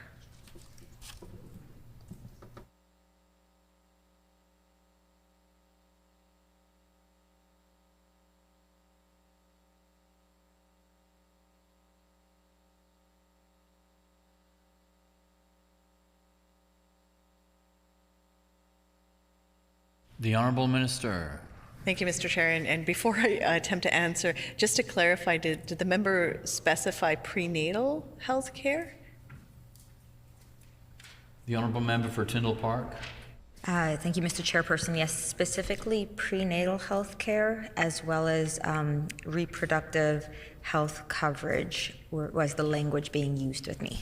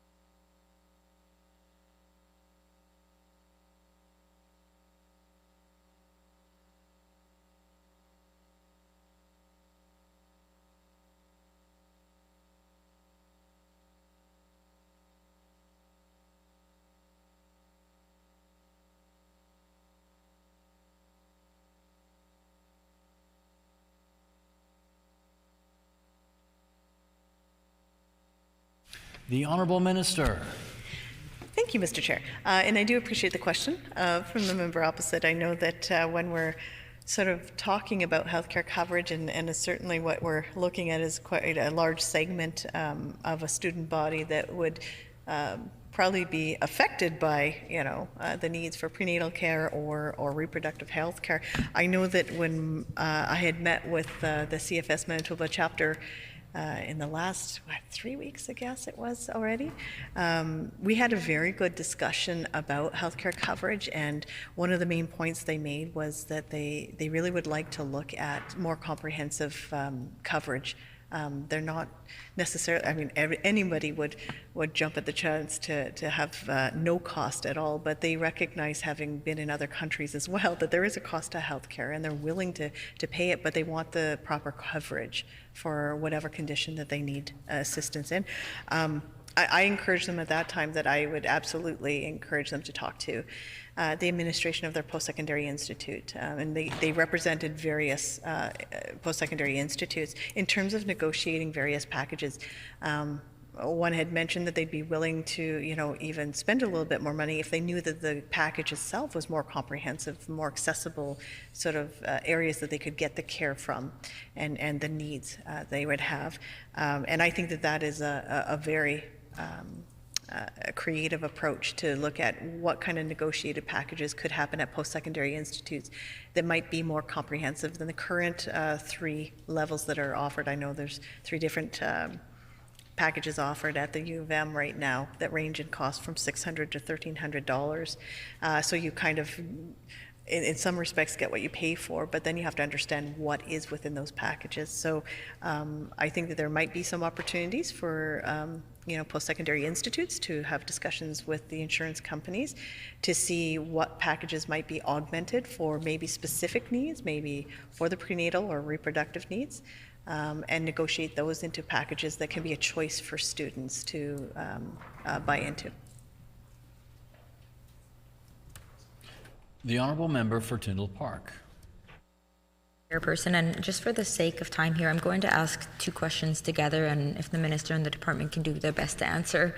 The first question is, can the Minister explain the reason why the percentage of apprenticeship certificates issued within 6 weeks of exam date is decreasing from 95% in 2022-2023 to 80% in 2023 to 2024? It's found on page 20 of the estimates book.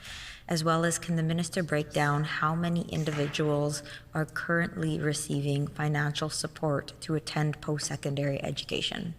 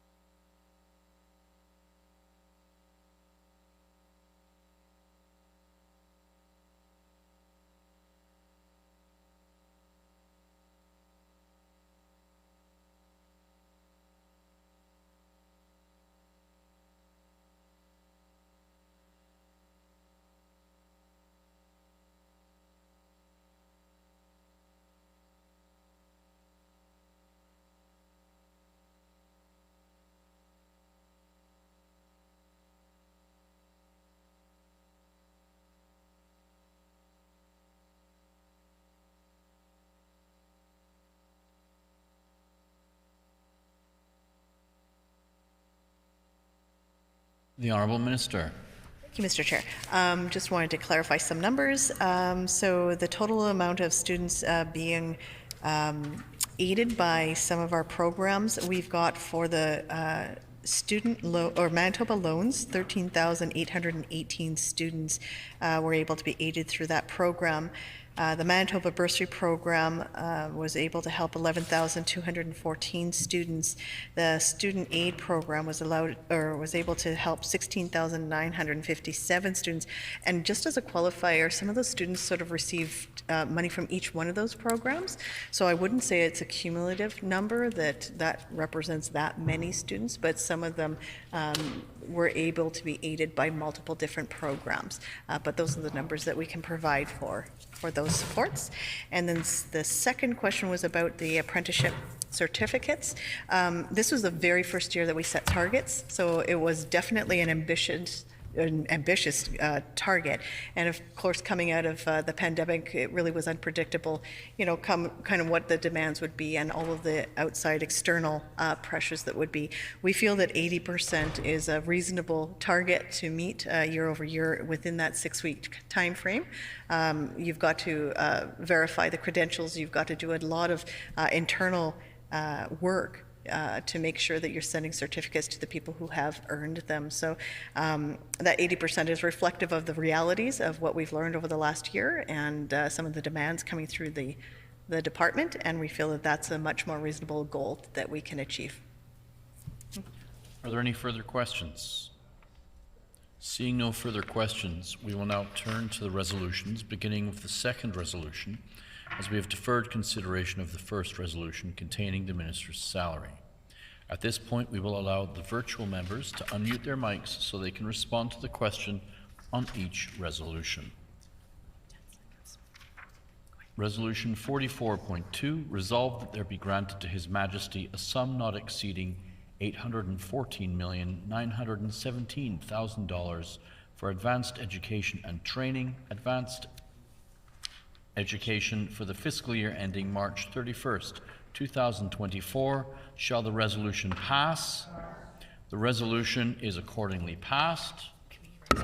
Committee rise, call in the Speaker.